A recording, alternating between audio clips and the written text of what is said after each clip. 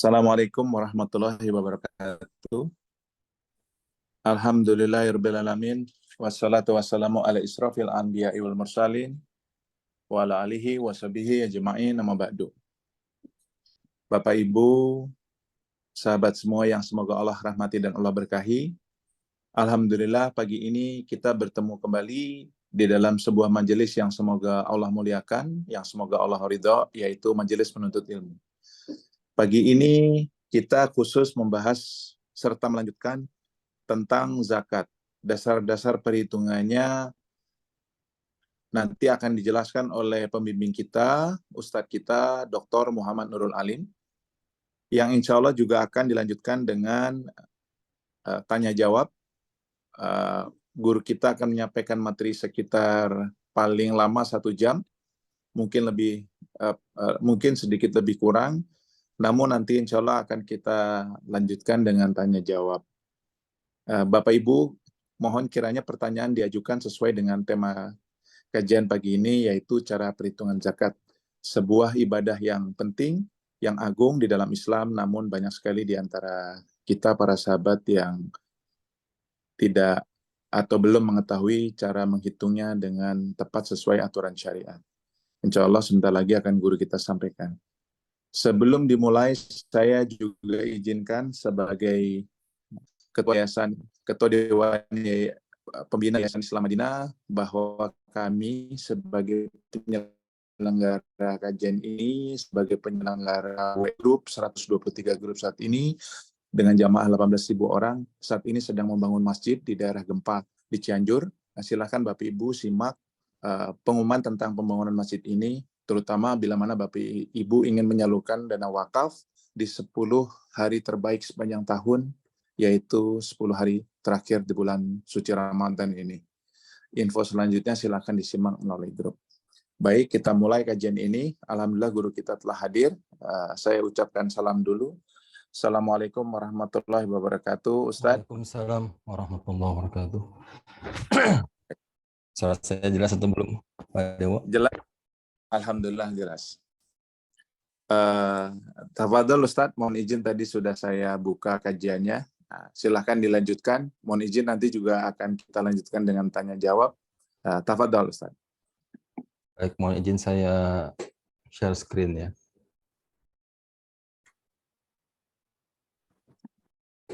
Assalamualaikum warahmatullahi wabarakatuh. Assalamualaikum warahmatullahi wabarakatuh. Alhamdulillahirrabbilalamin. Wassalatu wassalamu ala rasulillah wa ala alihi wa sahbihi ajma'in. Allahumma inna nas'aluka ilman nafi'an wa rizqan tayyiban wa amalan mutaqabbalan. Allahumma 'allimna ma yanfa'una wanfa'na bima 'allamtana. Allahumma inna na'udzubika min 'ilmin la yanfa' wa min qalbin la yakhsha wa min nafsin la tashba' wa min du'ain la yusma' wa na'udzubika min ha'ula'il arba'. Rabbana zidna 'ilman warzuqna fahman.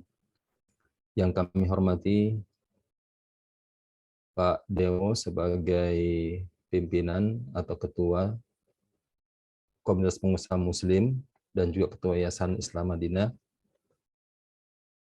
jamaah sekalian, bapak-bapak, ibu-ibu, shaimin dan shaimat di mana saja berada. Alhamdulillah kita ucapkan kepada Allah Subhanahu wa taala atas segala nikmat sehingga pada hari ini, pagi ke-25 Ramadan, kita masih diberikan kesehatan sehingga dapat mengikuti kajian dalam rangka talabul ilmi. Kemudian salat dan salam kita aturkan kepada Rasulullah Sallallahu Alaihi Wasallam, dan juga kita berharap semoga apa yang kita adakan pada pagi hari ini menjadi sebuah tambahan ilmu bagi kita. Saya diamanahkan oleh Kajian Islam Madinah untuk menyampaikan dasar-dasar cara untuk menghitung zakat mal khususnya ya. Yang mana kita tentu saja semua kita punya harta gitu ya. Namun apakah kita kena kewajiban zakat itu atau belum kena? Atau mungkin ada yang sebenarnya kena kewajiban zakat tapi kita tidak tahu bahwa itu sebenarnya harus dibayarkan dan kita belum membayarkannya. Nah, ini penting untuk kita ketahui, jangan sampai nanti banyak di antara kita yang bertahun-tahun punya harta atau punya simpanan harta, tetapi ternyata belum menunaikan zakatnya. Yang mana zakat ini tentu saja adalah hutang kita kepada Allah Subhanahu wa taala dan hutang kita kepada mustahik. Dan bila seorang wafat dan punya kewajiban zakat yang ditunaikan, maka ini salah satu dari kewajiban yang harus dibayarkan dahulu dari hartanya, harta peninggalannya sebelum dibagikan waris. Insya Allah pada kajian kali ini, outline kajian kita adalah sebagai berikut. Yang pertama, persiapan untuk menghitung zakat mal. Yang berikutnya, kita mengetahui harta yang wajib dizakatkan, kemudian harta yang tidak wajib dizakatkan, kemudian nisab zakat dan besarannya, dan yang terakhir adalah bagaimana cara kita menghitung zakat. Dan nanti kita akan melihat kondisi-kondisi dari seorang muzaki atau kita lah. Bisa jadi kita salah satu di antara salah satu kondisi tersebut. Sebelum kita menghitung zakat, maka mungkin ini bisa kita lakukan. Kita menginventarisasi dahulu semua harta kita. Kita mempunyai aset-aset, ya, aset yang sifatnya lancar dan aset yang sifatnya tetap. Nanti mungkin akan di slide berikutnya akan kita lihat aset tersebut.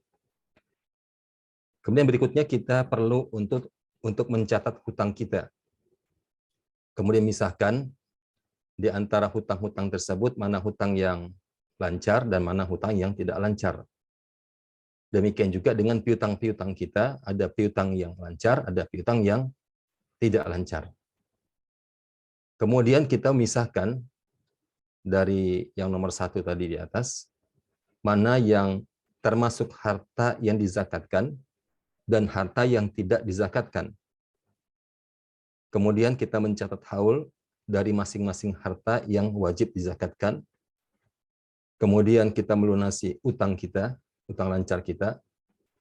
Kemudian yang berikutnya adalah kita juga mencatat siapa tahu di antara kita pernah atau di kantor kita atau di tempat kerja kita ada pemotongan zakat profesi. Yang mana zakat profesi ini sekiranya dipotong, maka itu bisa menjadi cicilan dari zakat mal tahunan kita. Di dalam harta kita, ini mungkin ilustrasi ya. Ilustrasi, kita punya uang tunai, kita punya uang di bank, uang tunai kita ada di rumah, dan mungkin di antara kita ada juga yang punya berangkas di rumah, ya.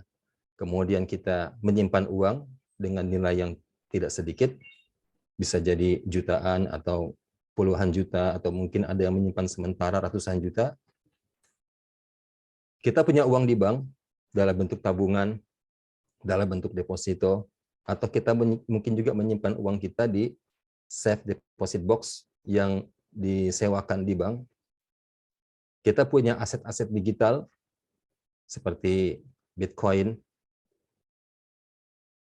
kita punya emas, kita punya perak, kita punya piutang-piutang, baik itu piutang-piutang yang sifatnya usaha, ataupun piutang yang kita pinjamkan secara pribadi, yang tidak hubungan dengan usaha, itu pun menjadi piutang.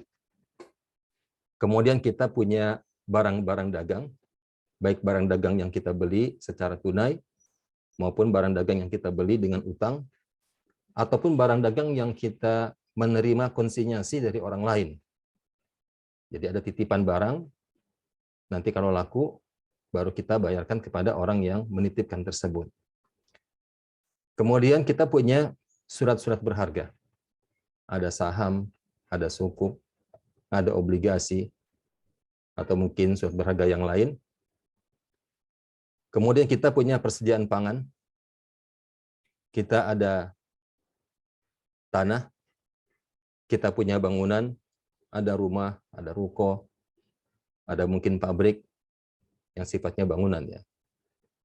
Kemudian kita memiliki juga furniture di rumah tangga kita, ataupun perabot-perabot kantor kita, yang sifatnya furniture, ada kursi, ada meja, ada lemari, kemudian perlengkapan-perlengkapan elektronik lainnya. Kita ada kendaraan, ada motor, ada mobil, ada truk, ada bus, dan seterusnya.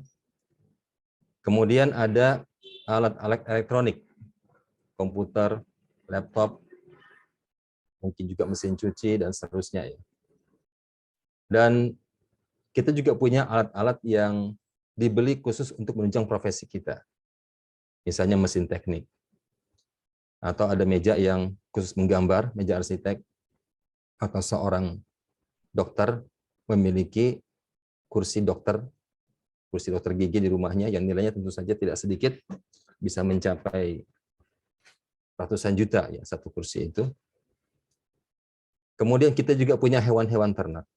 Ada sapi, kambing, ayam, kuda, dan hewan lainnya yang punya nilai komersial, dan seterusnya, dan seterusnya. Nah, ini adalah semua aset-aset yang bisa jadi kita milikinya di rumah, dan dimiliki secara pribadi kita.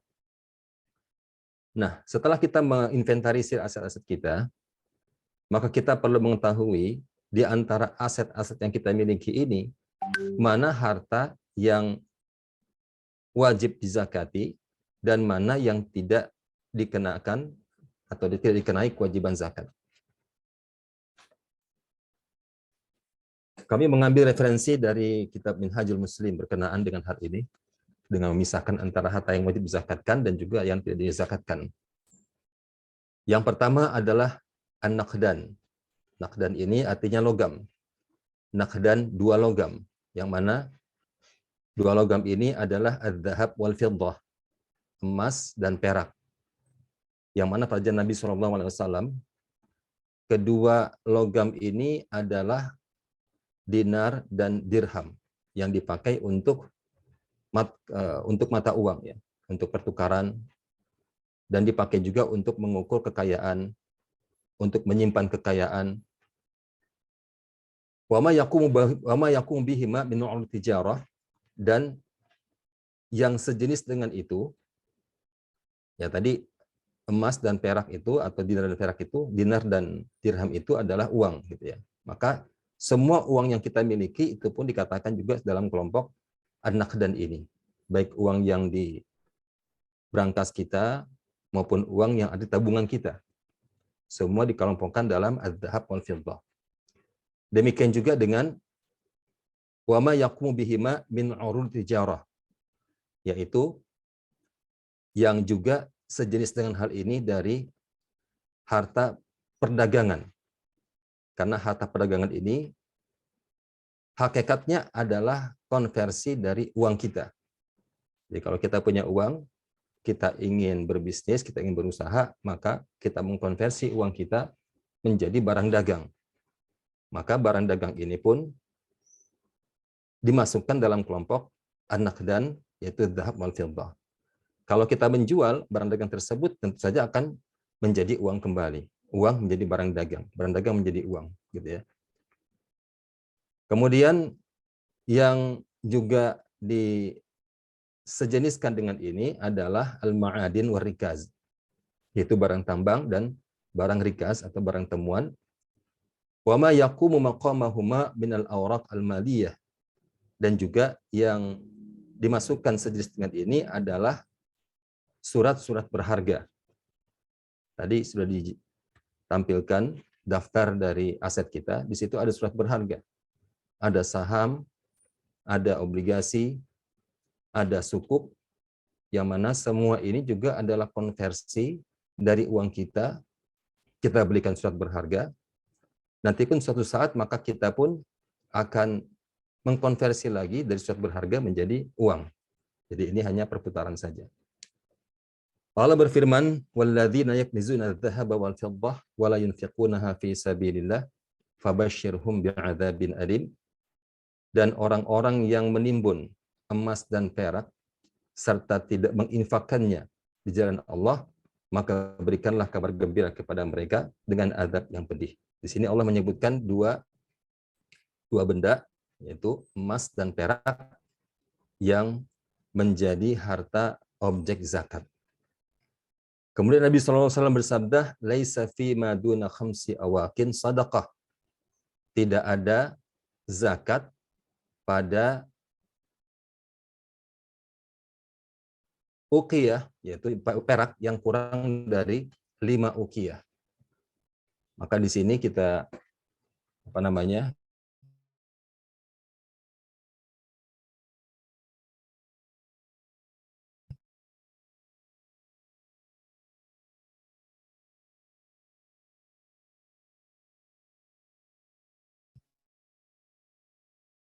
memasukkan yang disembelih untuk udhiyah atau untuk Idul Adha atau untuk sembelihan yang berkenaan dengan kurban. Ya.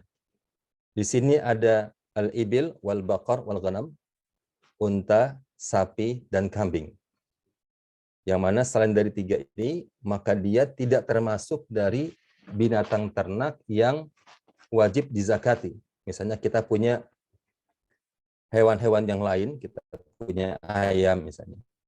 Maka ini tidak termasuk dari harta yang wajib dizakati. Kalaupun ada, dan itu pun banyak, maka semata-mata itu akan dihitung sebagai urud at-tijarah, atau harta yang diperdagangkan. Allah berfirman di sini, "Walladzi la ilaha ghairuh."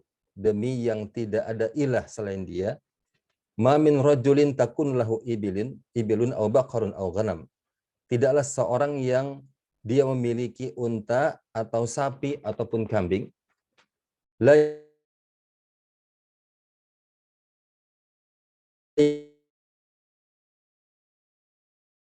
di zakat. Dia tidak menunaikan zakatnya kecuali nanti pada hari kiamat dia akan datang lebih besar dari yang ada sekarang ini, wa asmanahu, dan lebih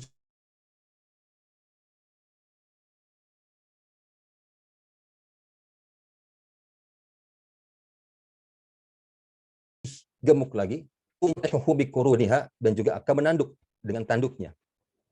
Kullama jazat akhraha,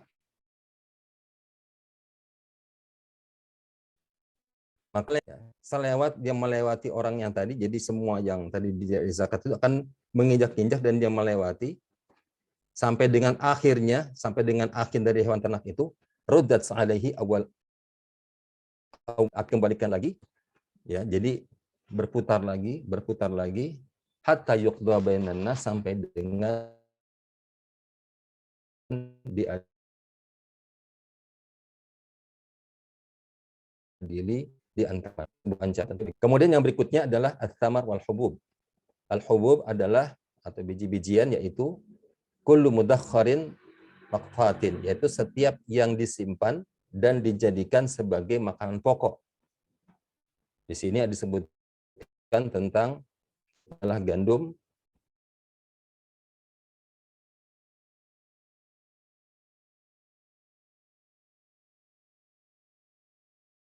kemudian syair, yang sesungguhnya termasuk padi. Jadi ada gandum, ada kacang, ada humus, ada adas. Ini makanan-makanan yang ada di Timur Tengah sana. Di kita mungkin ada jagung, juga yang menjadi makanan pokok di sebagian masyarakat kita.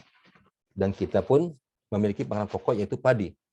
Maka biji-bijian seperti ini adalah wajib zakat. Yang berikutnya adalah ats-tsamar, yaitu tamar, yaitu kurma, zaitun, dan zabib. Zabib ini anggur kering. Allah berfirman, "Ya ayyuhalladzina amanu, anfiqu min thayyibati ma kasabtum wa mimma akhrajna lakum minal ardh." Wahai orang beriman, infakkanlah dari yang baik-baik yang kamu usahakan dan apa yang kami keluarkan bagimu dari bumi. Nah, di sini buah-buahan biji-bijian ini adalah termasuk dari mimma akhrajna lakum minal ardh, dari apa yang kami keluarkan untukmu dari bumi. Allah juga berfirman, wa atu haqqahu yawma hasadih, dan haknya pada hari panennya. Namun di saat yang sama ada juga haul nisab, ya, dari biji-bijian dan buah-buahan ini sudah disebutkan pada pertemuan sebelumnya berkenaan dengan nisab biji-bijian dan buah-buahan. Yang berikutnya adalah harta-harta yang tidak dizakatkan. Yang pertama adalah al-abid, hamba sahaya, al-khail, artinya kuda, wal bighal wal hamir. Ini juga sama, bighal dan hamir artinya adalah keledai, ya. Begal dan keledai. Ini adalah hewan-hewan yang menjadi tunggangan. Maka di sini para ulama mengambil qiyas bahwasanya untuk kendaraan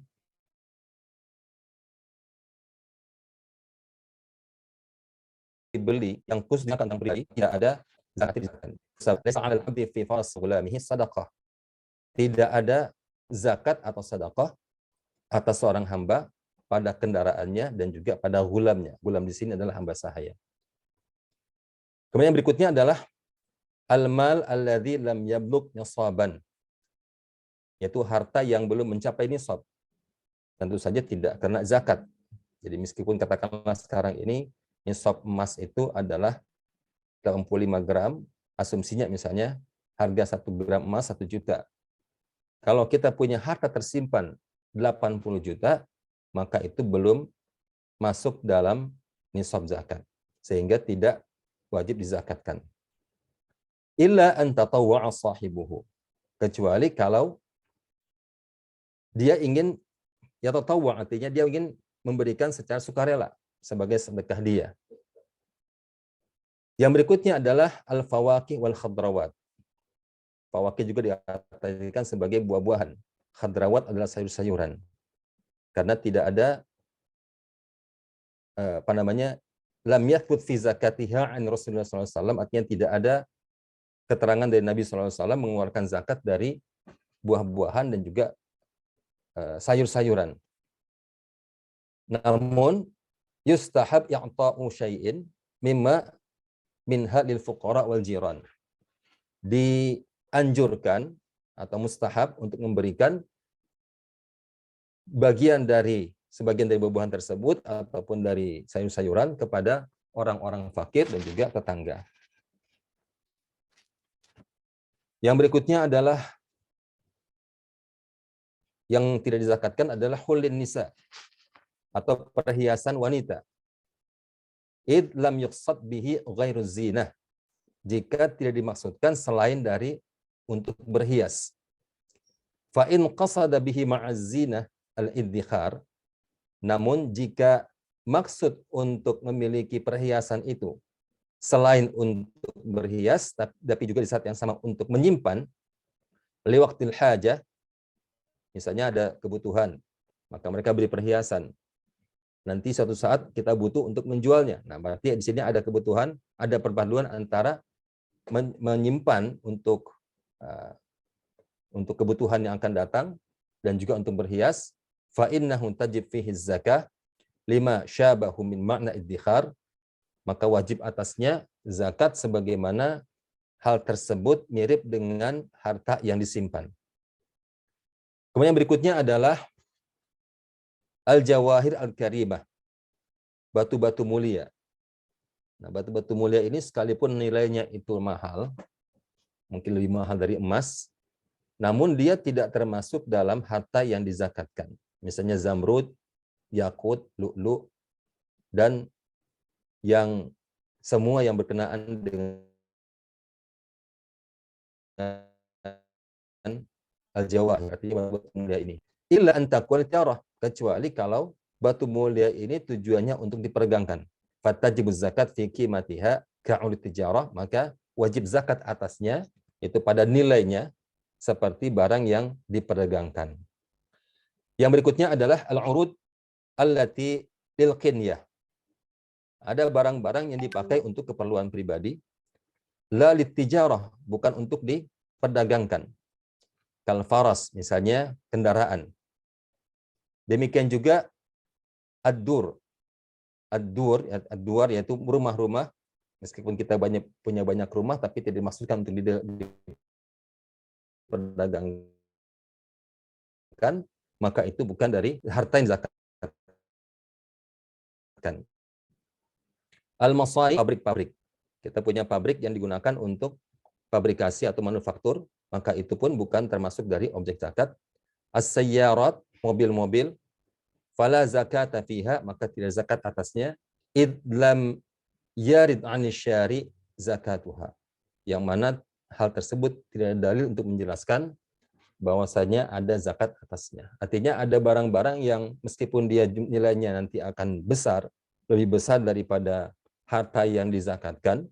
Misalnya tanah, kita punya tanah, nilai tanah mungkin lebih besar daripada nilai uang sekarang ini. Nilai uang kita miliki di tabungan gitu ya. Misalnya harga tanah itu nilai 1 miliar.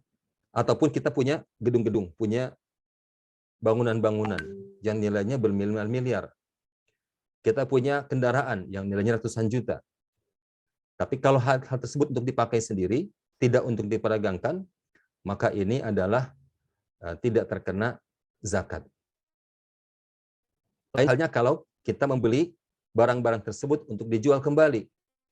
Untuk dijual, maksudnya ada niat pertama untuk menjualnya. Maka itu menjadi urud at-tijarah, masuk dalam barang-barang yang diperdagangkan. Maka itu ada zakatnya. Kemudian kita melihat kembali nisab zakat dan besarannya. Untuk az-zahab atau emas itu sendiri, syaratnya yaitu an yahula alaihil haul. Dia harus menjalani satu haul atau kepemilikannya harus satu haul. Wa an yablugha nisaban, dan juga mencapai nisab, dan nisabnya adalah ishruna dinaran atau 20 dinar.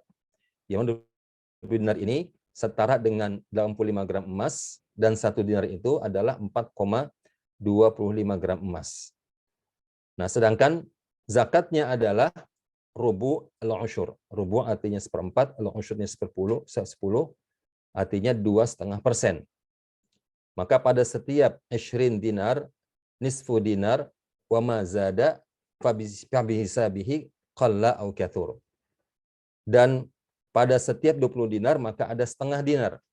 Dan apapun yang bertambah maka sesuai dengan hitungannya sedikit atau banyak. Yang berikutnya adalah perak. Wa syartuha al-haul wa bulughun nisab kadzahab. Syaratnya adalah juga haul atau dia dimiliki selama setahun dan juga mencapai nisab, dan nisabnya adalah khamsu awaqin, yaitu 5 uqiyah. Yang mana 5 uqiyah ini disampaikan oleh Ustaz Irwan di pekan lalu. 5 uqiyah itu setara dengan 595 gram perak atau 200 dirham. Jadi pada zaman Nabi SAW itu 200 dirham itu setara dengan 20 dinar. Artinya antara emas dan perak memiliki nilai yang stabil, yang mana 20 dinar itu setara dengan 200 dirham. Yang berikutnya adalah, nah ini penjelasan ini saya dapatkan dari kitab Minhajul Muslim. Ya. Mungkin nanti ada beberapa pendapat yang berbeda kalau kita membuka kitab fikih yang lain berkenaan dengan man malaka kistan. Kistan di sini artinya tidak mencapai nisab. Contohnya di sini minadz dzahab lam yablugh nisab, ada emas yang tidak mencapai nisab. Wa akhar minal fiddah lam yablugh nisab. Demikian juga dia punya perak yang tidak mencapai nisab. Di pendapat yang ini dikatakan jama'ahuma ma'an, mengumpulkan keduanya. Fa idza balagha nisaban zakkahuma ma'an kullan bihisabih. Setelah mengumpulkan keduanya dan mencapai nisab, tadi nisabnya adalah 200 dirham atau 20 dinar. Maka menzakati keduanya bersama-sama sesuai dengan hitungan masing-masing. Lamma ruwiya anna Nabi SAW dhamma dzahab ila al-fiddah wal fiddah ila dzahab. Sebagaimana diriwayatkan Nabi SAW menggabungkan emas kepada perak dan perak kepada emas. Ini pada zaman dahulu ya. Tadi saya katakan tadi bahwasanya nilai emas dan perak pada Nabi SAW itu stabil. Jadi ketika 20 dinar itu 200 dirham, kalau ada orang mengkonversi, ya, artinya melakukan sorf, ya, transaksi sorf atau menukar, ini stabil gitu ya, sehingga sama saja orang punya 20 dinar, sama dengan 200 dirham gitu ya. Atau orang punya 10 dinar ditambah dengan 100 dirham, maka ini masuk dalam hitungan nisab gitu. Wa akhraja az-zakata anhuma, dan mengeluarkan zakat dari keduanya. Kama annahu yajzi ikhraju ahadin an-naqdain anil akhar. Demikian juga bahwa bisa untuk mengeluarkan satu dari dua logam ini. Misalnya kalau dia punya tadi 100 dirham dan 10 dinar, kalau digabungkan maka mencapai nisab. Maka dia bisa mengeluarkan zakat dari satu keduanya. Ya. Entah dia mengeluarkan setengah dari dinar, setengah dinar, atau dia mengeluarkan 5 dirham, sama saja. Faman wajaba alaihi dinar, jazalahu ikhraju 10 dirham minal fiddah. Kalau dia jika dia ingin mengeluarkan satu keduanya maka boleh, atau sebaliknya tadi ya. Nah, sekarang ini kalau kita melihat dari berbagai pendapat yang berkembang berkenaan dengan emas dan perak, maka karena ketidakstabilan emas dan perak ini, ketidakstabilan harga perak ini, maka masing-masing dikeluarkan untuk keduanya, tidak digabungkan. Jadi emas itu sendiri, perak juga itu sendiri, jadi tidak digabungkan. Ya, artinya tidak sama gitu ya antara keduanya. Wallahu bisawab. Yang berikutnya adalah urud at-tijarah. Zakat barang dagang. Yaitu di sini ada barang yang imma madaratan atau mutaharriqatan. Ada barang yang sifatnya itu adalah dia berputar.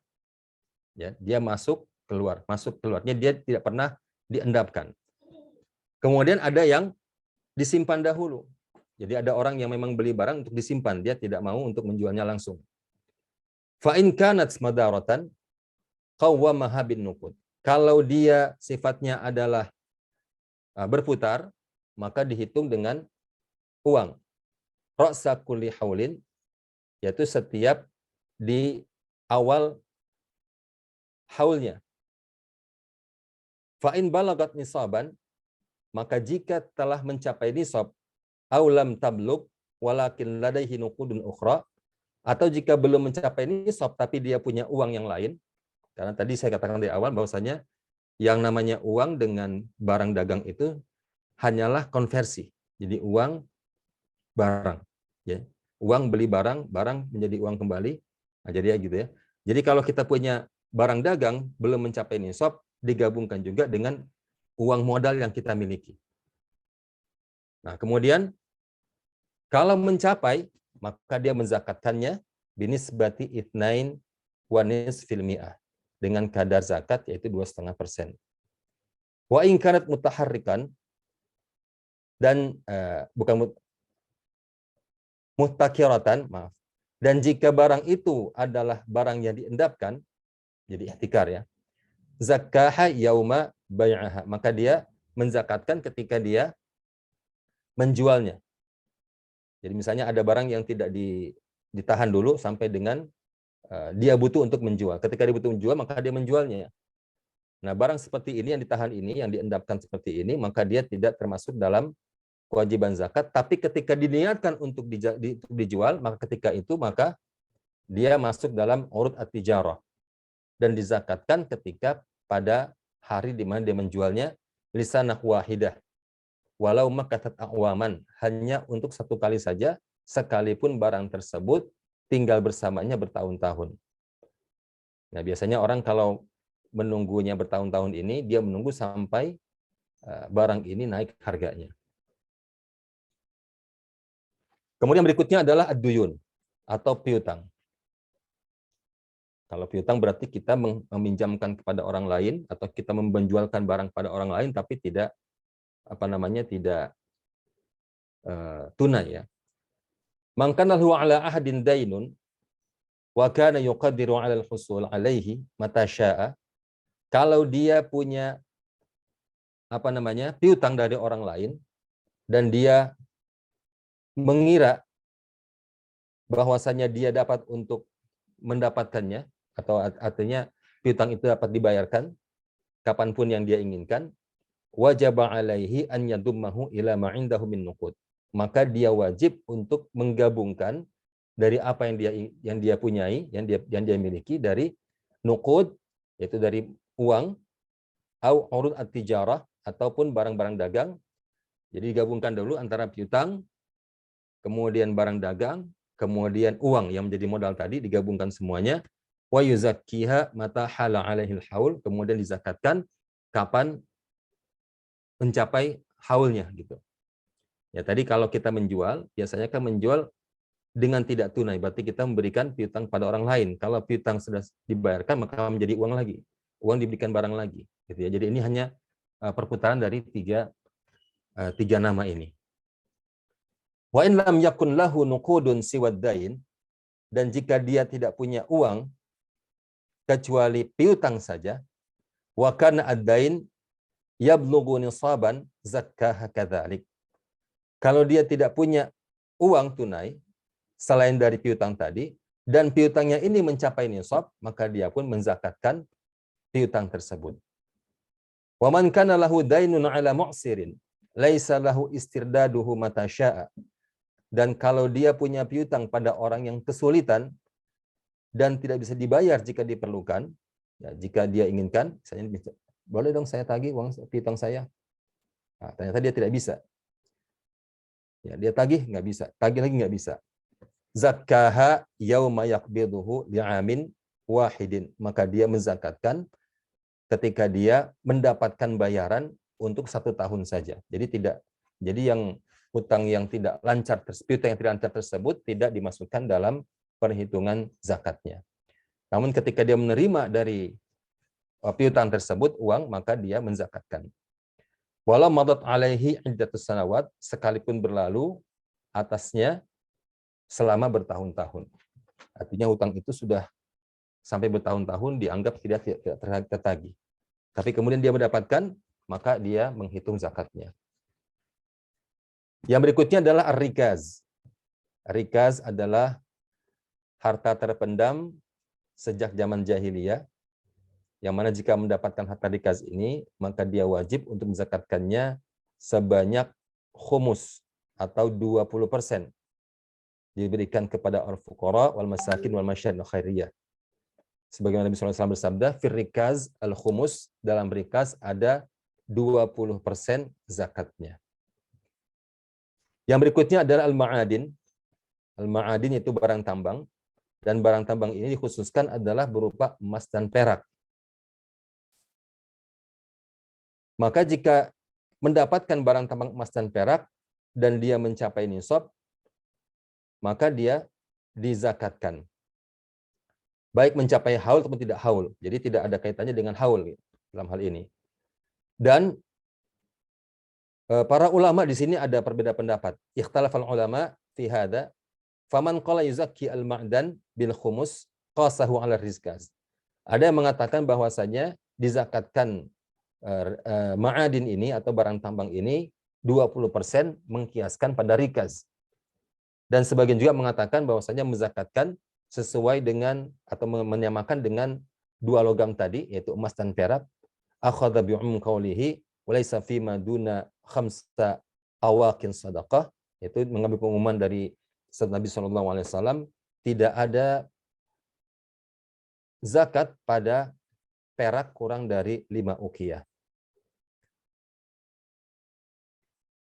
Kemudian yang berikutnya adalah al-mal mustafad. Al-mal al-mustafad ini adalah harta yang berkembang. Harta yang dari pengembangan harta. Dari harta yang asalnya. Misalnya kalau kita melakukan jual beli, maka mal mustafad ini adalah ribhun. Ribhu tijaratin. Artinya laba dari jual beli tersebut. Atau kalau kita punya hewan ternak, maka mal mustafad ini adalah hasil pengembangbiakan dari hewan ternak yang aslinya. Maka dia mengikuti dari haul harta asalnya. Jadi kalau harta asalnya itu adalah dimulai dari bulan Ramadan, kemudian ada berkembang, ya, misalnya awalnya 100 juta, kemudian berkembang, bertambah, maka dia akan ditambahkan pada harta asalnya dan haulnya adalah di Ramadan berikutnya. Wa in kana al-mustafad min ghairi ribhin tijaratin aw natajin. Dan sekiranya harta mustafad ini bukan berasal dari keuntungan jual beli ataupun dari pengembangbiakan hewan, istaqbala bihi in kana nisaban haulan kamilan, maka dia akan memulai lagi untuk nisab yang baru. Summa zakkaha, kemudian dia akan menzakatkannya. Contohnya ada orang yang menerima hibah uang. Hibah uang ini nilainya besar, 100 juta misalnya. 100 juta ini di atas nisab. Dan ini bukan berasal dari keuntungan jual beli ataupun berasal dari dari harta asalnya. Nah, maka ini termasuk dari mal mustafad yang titik haulnya dimulai dan berbeda dengan harta yang lain. Demikian juga dengan harta warisan. Seseorang menerima harta warisan yang nilainya tidak kecil, ya misalnya menerima 200 juta atau 500 juta, tiba-tiba dia terima uang tersebut, maka ketika dia menerima, dia akan memulai titik haulnya itu sejak dia menerima, ya. Kemudian akan tinggal bersamanya, diendapkan dulu sampai dengan 1 tahun. Kalau masih ada sisa setelah mencapai 1 haul, maka sisa itu adalah yang dizakatkan. Kemudian yang berikutnya berkenaan dengan utang. Kadang-kadang kita punya bisnis itu tidak semua berasal dari modal kita. Kita berbisnis itu juga dengan bantuan dihutangi oleh orang lain. Dan kita melihat bahwa ketika kita, misalnya di Ramadan ini ada orang yang menjadikan haulnya itu di Ramadan. Ada haul zakatnya itu di Ramadan. Dia punya harta, ya, dia punya uang, dia punya piutang, dan dia punya harta-harta zakat yang lainnya. Namun di saat yang sama, ya, dia punya barang dagang, di saat yang sama dia juga memiliki utang. Nah, maka di sini ada riwayat dari Utsman bin Affan radhiyallahu anhu berkenaan dengan hutang ini. Beliau berkata, "Hadza syahru zakatikum." Ini adalah bulan zakat kalian. "Faman kana 'alaihi dainun falyu'addi dainahu hatta tahsula amwalukum." Maka barang siapa yang punya utang, maka lunasi hutangnya sampai dengan kamu mendapatkan hartamu. Maksudnya berapa aslinya harta kamu itu. Apakah mencapai nisab atau tidak gitu. Setelah hutangnya dibayarkan. Artinya hutang itu betul-betul dilunasi, diberikan kepada orang yang menghutang itu, diambil dari uang kita sampai uang kita berkurang. Fatu'adduna minhu zakah. Kalau dia mencapai nisab, maka ditunaikan zakatnya. Kalau ternyata kita punya uang di awal, misalnya sekarang ini 100 juta nih, di saat yang sama kita punya hutang, misalnya 40 juta, diambilkan 40 juta, diberikan kepada orang yang memberikan hutangan kepada kita, sehingga berkurang menjadi 60 juta, dan itu adalah di bawah nisab, maka di saat yang sama kita tidak wajib zakat. Baiklah, ini saya sekedar ingin membawa bagaimana cara kita memetakan harta itu ke dalam sebuah neraca. Di samping kanan ini kita lihat bahwa ada neraca yang biasa kita gunakan kalau kita kita berusaha, ya, atau katakan di PC atau CV gitu. Kita punya neraca seperti ini. Kita punya aset dan punya liabilitas dan ekuitas. Aset adalah harta yang kita miliki, yang sebelah kiri. Sumbernya dari mana? Sumber aset kita berasal dari utang dan berasal dari modal. Biasanya begitu ya, dari dua. Kalau bukan dari utang, maka dari modal. Tapi biasanya dari modal dulu ya. Kalau kita punya modal, kita berikan, masukkan ke dalam perusahaan, berarti uang. Ya, misalnya kita punya uang 100 juta, modal 100 juta, di saat yang sama kita punya uang di aset 100 juta gitu. Nah, sekarang kalau kita pinjam ke uang dari bank, berarti angka di bank bertambah, utang bank bertambah, uang juga bertambah gitu. Misalnya kita pinjam 50 juta. Berarti 50 tambah 100, berarti uang kita ada 150 begitu. Nah, di sini ada aset yang lancar. Aset lancar itu aset yang berputar selama 1 tahun. Di situ ada uang tunai ya. baik tunai maupun yang di bank, ada piutang, ada uang muka, ada persediaan barang dagang, ada investasi. Semua ini dikatakan sebagai aset lancar karena dia berputar selama 1 tahun. Kemudian di bawahnya ada aset tidak lancar, yaitu berupa aset tetap. Di situ ada tanah, ada pabrik, ada rumah, ada kendaraan, ada furniture, ada perlengkapan, dan lain-lain. Itu dikatakan sebagai aset tidak lancar. Nah sekarang, neraca ini kami mencoba untuk memetakan atau mengkonversi neraca ini supaya memudahkan kita untuk digunakan sebagai neraca zakat. Nah, contohnya begini. Ini judulnya neraca zakat ya. Aktifanya berupa harta yang kita miliki. Tadi di slide sebelumnya sudah dijelaskan bahwa harta itu ada harta yang dizakati dan harta yang tidak dizakati. Nah, sekarang kita petakan harta yang dizakati taruh di atas sebagai aset lancar ini. Namun kita ganti menjadi harta yang dizakati. Jadi harta yang dimiliki oleh kita, harta yang dizakati, kita punya uang, kita punya emas, kita punya perak, kita punya piutang yang lancar. Piutang lancar tadi adalah piutang yang bisa kita tagih gitu ya. Kita punya barang dagang, kita punya surat berharga dan seterusnya nanti akan dijumlahkan. Di saat yang sama kita punya harta yang tidak dizakati. Kita punya rumah, punya misalnya bangunan pabrik, kita punya tanah, kita punya kebun, kita punya perabot, kita punya furniture, kita punya kendaraan, kita punya piutang yang macet, yang mana macet ini tidak atau tak tertagih ini masuk dalam harta yang tidak dizakati. Nah, nanti total dari ini ya, nanti mungkin harta yang tidak zakati mungkin lebih besar daripada harta yang dizakati. Ya. Nah, di sini di sebelah kanannya ini adalah sumber harta kita. Berasal dari mana? Berasal dari utang, baik utang yang lancar maupun utang jangka panjang. Dan juga dari harta bersih kita. Harta kita yang bersih. Nah, di sini, tadi di awal ditampilkan slide bahwa kita punya macam-macam aset. Ya, silakan kita mendaftar aset kita punya apa saja. Nanti kita akan menempatkan, akan pisahkan mana harta yang dizakati dan mana harta yang tidak dizakati. Dan jangan lupa kita harus menuliskan tanggal haulnya. Jangan sampai kita nanti memasukkan ini ya. Tanggal haul kan berbeda-beda ya. Tadi misalnya kalau kita punya barang dagang berbeda dengan uang yang berasal dari harta waris misalnya. Nah, itu haulnya berbeda lagi. Baik, sekarang sebagai ilustrasi seperti ini ya. Contohnya begini. Ya, kita fokus menempatkan angka-angka pada isian harta yang dizakati dan juga tanggal haulnya. Apakah mencapai nisab atau tidak? Nah, kita lihat di sini misalnya ada uang, ada tabungan, nilainya 70 juta. Kita juga punya emas. Kita juga punya piutang lancar. Yang mana piutang lancar ini tentu saja berasal dari mana? Berasal dari uang kita. Di saat yang sama kita juga punya surat berharga. Yang juga ini konversi dari uang tersebut. Nah, di sini totalnya adalah 150 juta. Kemudian kita punya harta yang tidak dizakati.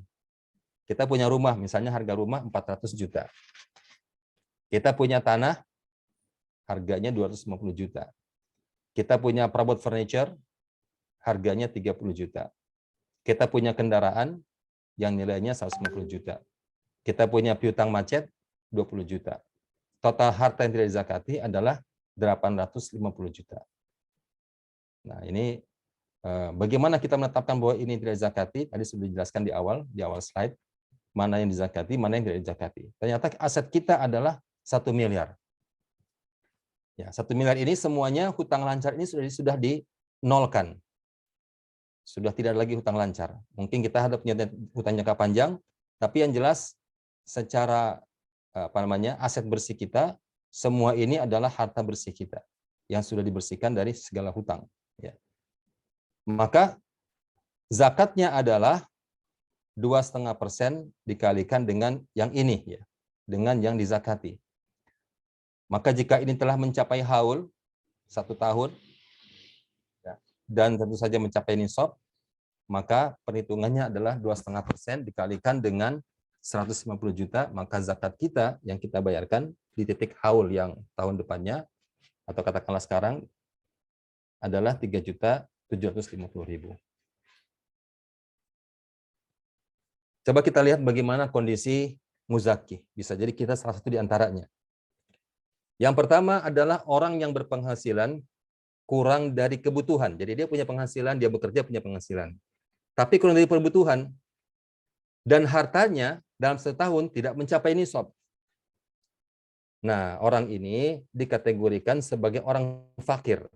Yang mana kalau dia punya 3, ya, punya 10 kebutuhan, 3 yang bisa dipenuhi. Kita perhatikan di sini ada potongan dalam fikih, ya, fikih al-muyassar. Al-fuqara, mereka adalah, ya, dalam pendapat Asy-Syafi'i dan Hanabilah,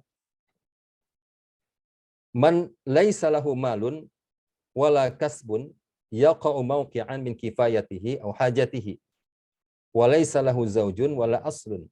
Yaitu orang yang tidak punya usaha dan tidak punya harta yang bisa mencukupinya dan kebutuhannya. Dan juga dia tidak punya istri, tidak punya orang jalur ke atas, ya, orang tua ke atas, dan juga farah jalur ke bawah yang bisa mencukupi nafkahnya. Misalnya orang yang tadi yang ada kebutuhannya 10 tapi hanya bisa dipenuhi 3. Meskipun orang ini adalah sehat, ya, dan dia minta-minta kepada manusia, dan meskipun dia punya tempat tinggal. Nah, jadi kalau ada orang yang di bawah dari, gitu ya, nisab, maka dia adalah orang yang fakir. Kemudian yang berikutnya, orang yang punya penghasilan kurang dari kebutuhan dan hartanya dalam satu haul tidak mencapai nisab. Tadi yang di atas sama juga, ya. Tapi ini di sini, kalau dia punya 10 kebutuhan, dia bisa memenuhi 10. Kalau dia punya 10 kebutuhan, dia bisa penuhi 8. Maka orang ini dikategorikan sebagai orang yang miskin. Ya, apalagi, ya, di dalam mazhab Hanafi, kalau seseorang itu masih di bawah nisab, maka dikategorikan sebagai orang yang masih fakir. Yang berikutnya adalah berpenghasilan, orang berpenghasilan yang mencukupi kebutuhan, artinya kebutuhannya sudah cukupi dengan penghasilan itu. Tapi dia sendiri masih di bawah nisab, ya, belum mencapai nisab. Maka orang ini kalau menurut mazhab Hanafi masih digolongkan sebagai orang yang karena dia di bawah nisab berarti dia belum berzakat, ya. Meskipun hartanya sudah memenuhi kebutuhannya. Nah, ini biasanya ya. Misalnya di kalangan karyawan yang gajinya itu hanya mengandalkan gaji UMR saja misalnya. Bisa jadi dia memenuhi kebutuhannya, ya, dan dia menyimpan. Ya, tapi ketika simpanannya itu dikumpulkan selama setahun, itu belum mencapai nisab. Tapi kebutuhannya sudah terpenuhi. Maka orang ini tidak wajib untuk berzakat karena hartanya tidak mencapai nisab. Dan bila ada misalnya nih, di tempat dia bekerja, ada potongan zakat profesi misalnya, ya, 2,5% dari gaji bulanannya, maka karena dia masih di bawah nisab tapi dipaksa untuk, bukan dipaksa maksudnya, dipotong oleh kantornya 2,5%, ya, maka yang dia keluarkan selama ini belumlah dikatakan zakat mal, namun masih dianggap sebagai sedekah biasa. Contohnya seperti ini, ya, ilustrasinya ada orang yang menerima pendapatan selama setahun 6 juta gajinya misalnya, ya. Kemudian dipotong zakat 150.000. Yang terpakai 4.500.000. Sisanya segini misalnya, di awal haul dia punya segini, namun di akhir haul, ya, dia masih belum mencapai nisab. Kemarin nisab emas misalnya asumsinya 1 gram emas itu adalah 1 juta, maka nisabnya 85 juta. Ya, jumlah di akhir haul 41 juta belum mencapai nisab. Nah, sehingga yang dia keluarkan yaitu 1,8 juta ini yang semula ya dikatakan sebagai cicilan zakat profesi itu dianggap sebagai sedekah saja. Yang berikutnya adalah orang yang sudah dikategorikan muzaki dengan satu penghasilan yang hartanya satu haul itu mencapai nisab. Ya, hartanya satu haul, dia punya simpanan harta ya mencapai nisab. Maka orang ini wajib membayar zakat mal 2,5% dari harta yang dia simpan. Kemudian mulai berzakatnya itu atau bulan berzakatnya itu ada dimulai sejak hartanya itu mencapai nisab. Nah, kalau ada potongan misalnya zakat profesi sebanyak 2,5% dari gaji bulanannya, maka kalau dia belum mencapai nisab, ketika belum mencapai nisab, dianggap sebagai sedekah. Dan setelah mencapai nisab, maka itu dianggap sebagai cicilan dari zakat malnya. Artinya dikatakan sebagai uang muka. Ya, dia uang muka zakat malnya. Mengapa dikatakan sebagai sedekah kalau dia belum mencapai nisab? Karena dia belum belum ada kewajiban zakat sebelum waktunya. Sama halnya ketika orang yang belum masuk waktu sholat sudah sholat gitu ya, belum masuk waktu zuhur sudah sholat zuhur. Maka yang dikerjakan itu bukanlah sholat yang wajib gitu. Walaupun dia sholat, bisa jadi itu sholat yang sunnah saja. Dianggap sholat sunnah saja.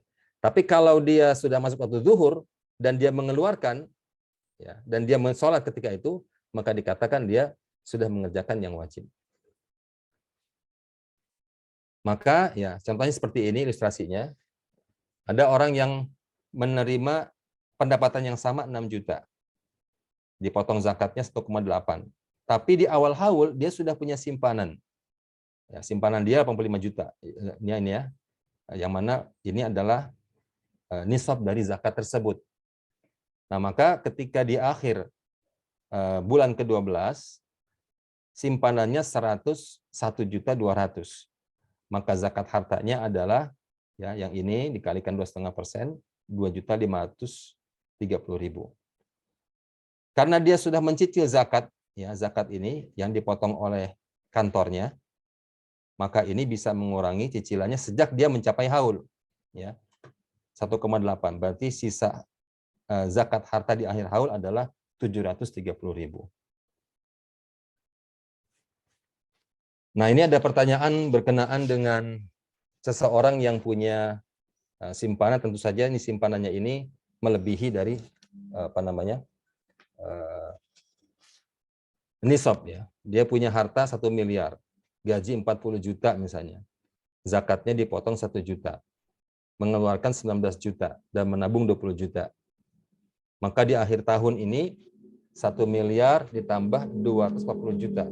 Berarti dia punya harta 1,24 miliar. Apakah zakatnya cukup 12 juta saja atau 1,2 M dikalikan 2,5%. Artinya dia mengeluarkan 31 juta. Nah, ini karena dia sudah bayar zakat profesi 20 juta. Jadi hanya tinggal membayar 19 juta saja. Nah, dari pertanyaan ini kita bisa melihat bahwasanya sebelum dia menerima penghasilan, simpanan harta dia ini sudah melebihi nisab.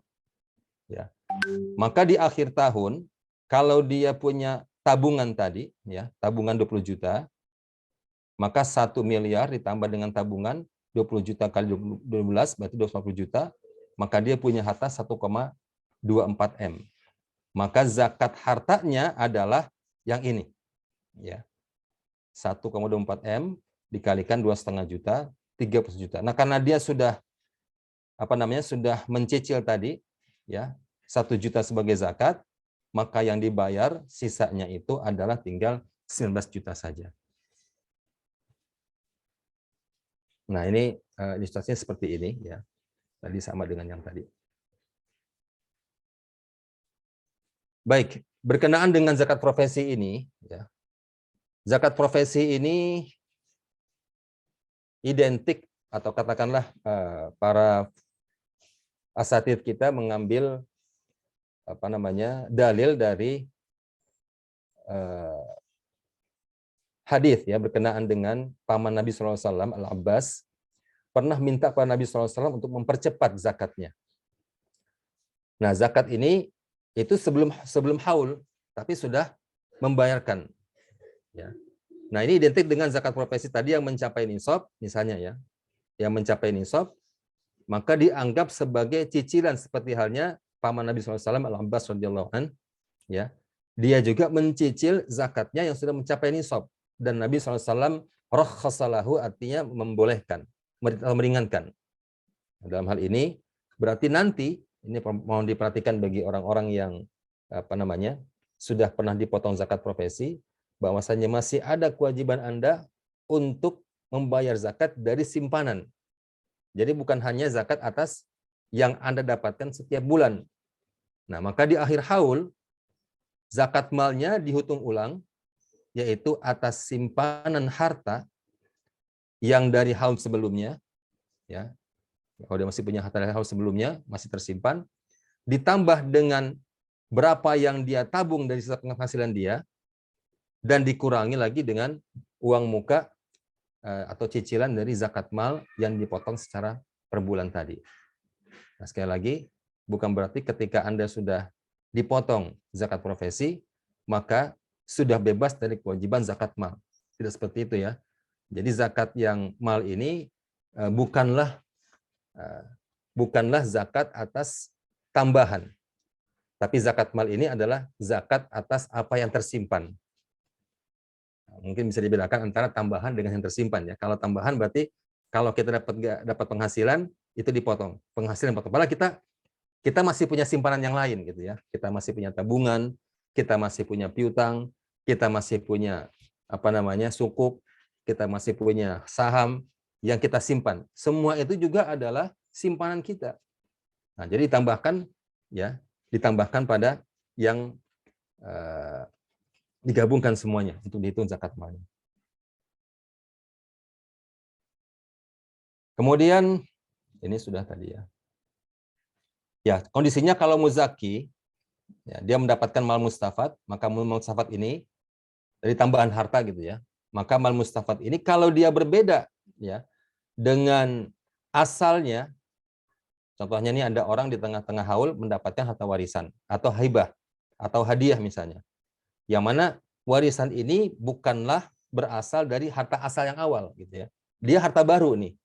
Nah, kalau harta baru, maka dia mulai kalau dia melebihi dari insaf, maka titik haulnya dimulai kembali dari nol. Jadi di saat yang sama dia punya dua harta yang awal ini harta tabungan yang sebelumnya, harta yang baru ini adalah harta warisan tadi gitu. Dan ini akan berjalan bersama-sama. Ya, nanti akan dilihat ya, ketika kita sudah menunaikan ini, berapa bulan kemudian kita akan menunaikan zakat untuk yang warisan tadi gitu ya. Kalau dia masih ada sisanya. Kemudian kondisi berikutnya ada muzaki ya, yang membeli aset. Contohnya nih, ada orang yang membeli kendaraan. Ya. Ada orang beli kendaraan, harga kendaraan 25 juta, misalnya motor nih. Ya. Harga motor sekarang 25 juta ya. Di awal haul, dia punya simpanan 90 juta. Nah, kemudian dia beli kendaraan, yang mana kendaraan itu saja akan mengurangi harta yang dizakati. Yang tadinya 90 juta, maka dia pindah menjadi kendaraan, yang mana kendaraan ini tidak dizakati. Nah, maka orang tersebut tidak lagi wajib mengeluarkan zakat. Kenapa? Karena dia hartanya yang ini ya, yang dizakati, yang wajib dizakati itu kurang dari nisabnya. Demikian juga dengan yang lain, bukan hanya kendaraan. Misalnya kita beli furniture, kita memindahkan dari uang kita menjadi tanah, uang kita menjadi rumah, gitu ya. Kita punya misalnya 1 miliar uang tunai di bank kita misalnya. Kita beli rumah misalnya, rumah itu kebetulan harganya 950 juta. Sehingga kita punya uang tinggal 50 juta. Nah, maka ketika di akhir haul, ya, jumlah harta kita tidak mencapai nisab, maka itu tidak termasuk wajib pajak, wajib zakat. Kondisi berikutnya ada muzaki membeli barang dagang.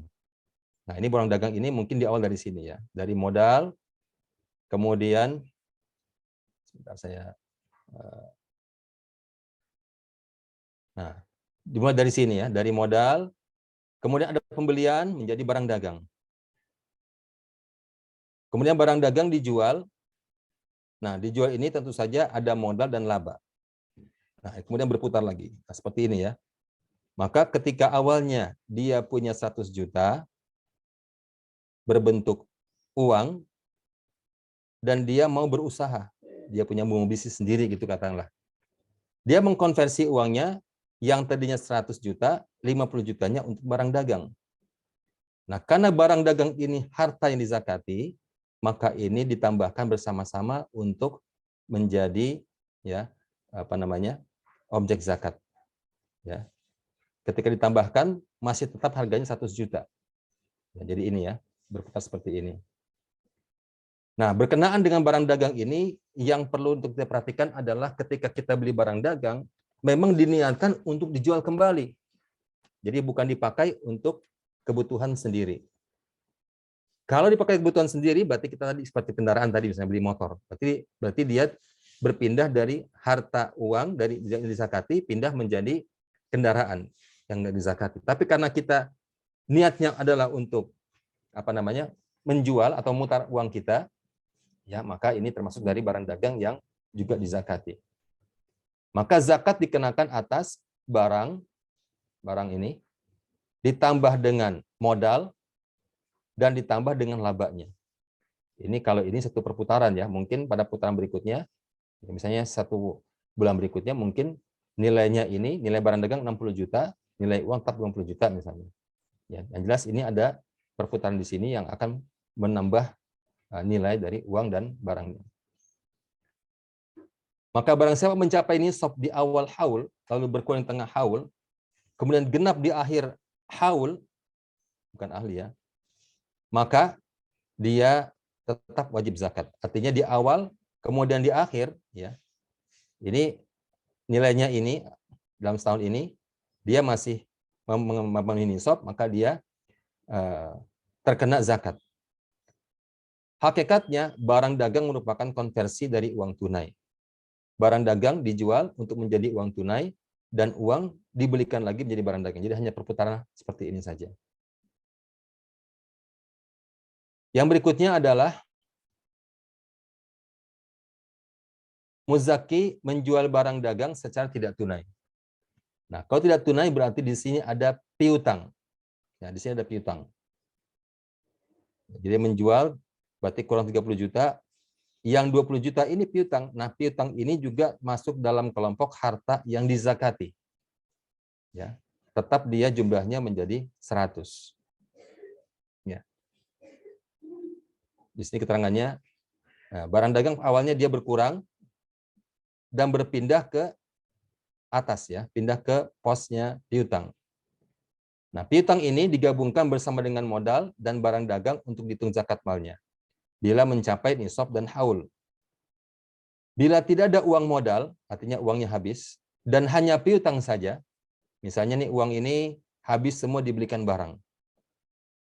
Yang ada hanya piutang saja, karena semua barang sudah laku semuanya. Ya.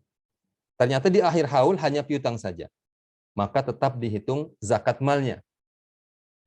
Adapun piutang tak tertagih di waktu jatuh tempo, dia akan mengurangi piutang yang dihitung zakat malnya. Jadi ada orang yang memang susah untuk ditagih, ya, sehingga dikatakan piutang tidak lancar, maka dikeluarkan dari perhitungan ini. Dan zakat mal atas piutang tak tertagih dikeluarkan atau dibayarkan ketika tertagih, meskipun telah berlalu bertahun-tahun. Ini pengulangan dari yang tadi, penjelasan berkenaan dengan ad-dain. Ya. Kemudian berikutnya, berkenaan dengan ya, muzaki berutang untuk membeli barang dagang. Jadi sumber sumber dari asetnya ini adalah dari hutang. Ya. Muzaki berasal dari hutang. Maka kalau dia berhutang, ya, kalau dia berhutang dan hutangnya itu bisa dibayar ketika dia ingin zakat, maka hendaknya dia membayarkan atau melunasi hutang tersebut. Karena kalau dia tidak melunasi, maka nilai uangnya masih ada di situ. Ya, misalnya dia punya hutang 20 juta. 20 juta di sini ya. Dan di sini ada 50 juta. Plus 20 juta tadi akan dibayarkan. Nah, sekarang kalau ininya hilang, ya, hutang tadi yang jatuh tempo hilang sekarang ini, maka dia hilang juga atau berkurang juga 20 juta. Ya.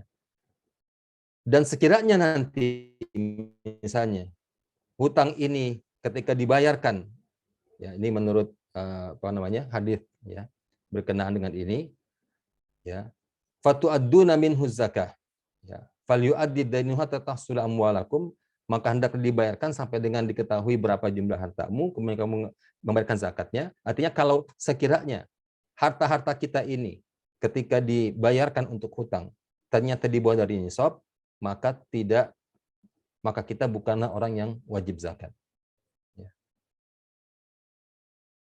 Di sini utang yang tidak lunasi atau utang yang belum tempo masih menjadi sumber harta sehingga tidak mengurangi harta yang dizakati.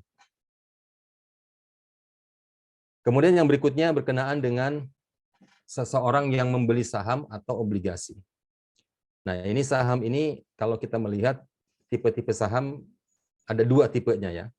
Ada saham yang dia tidak sampai menyentuh ke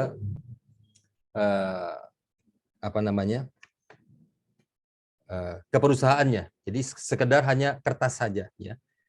Dia beli kertas saham, jual lagi, beli saham, jual lagi. Jadi tidak sampai menyentuh ke bisnis realnya gitu.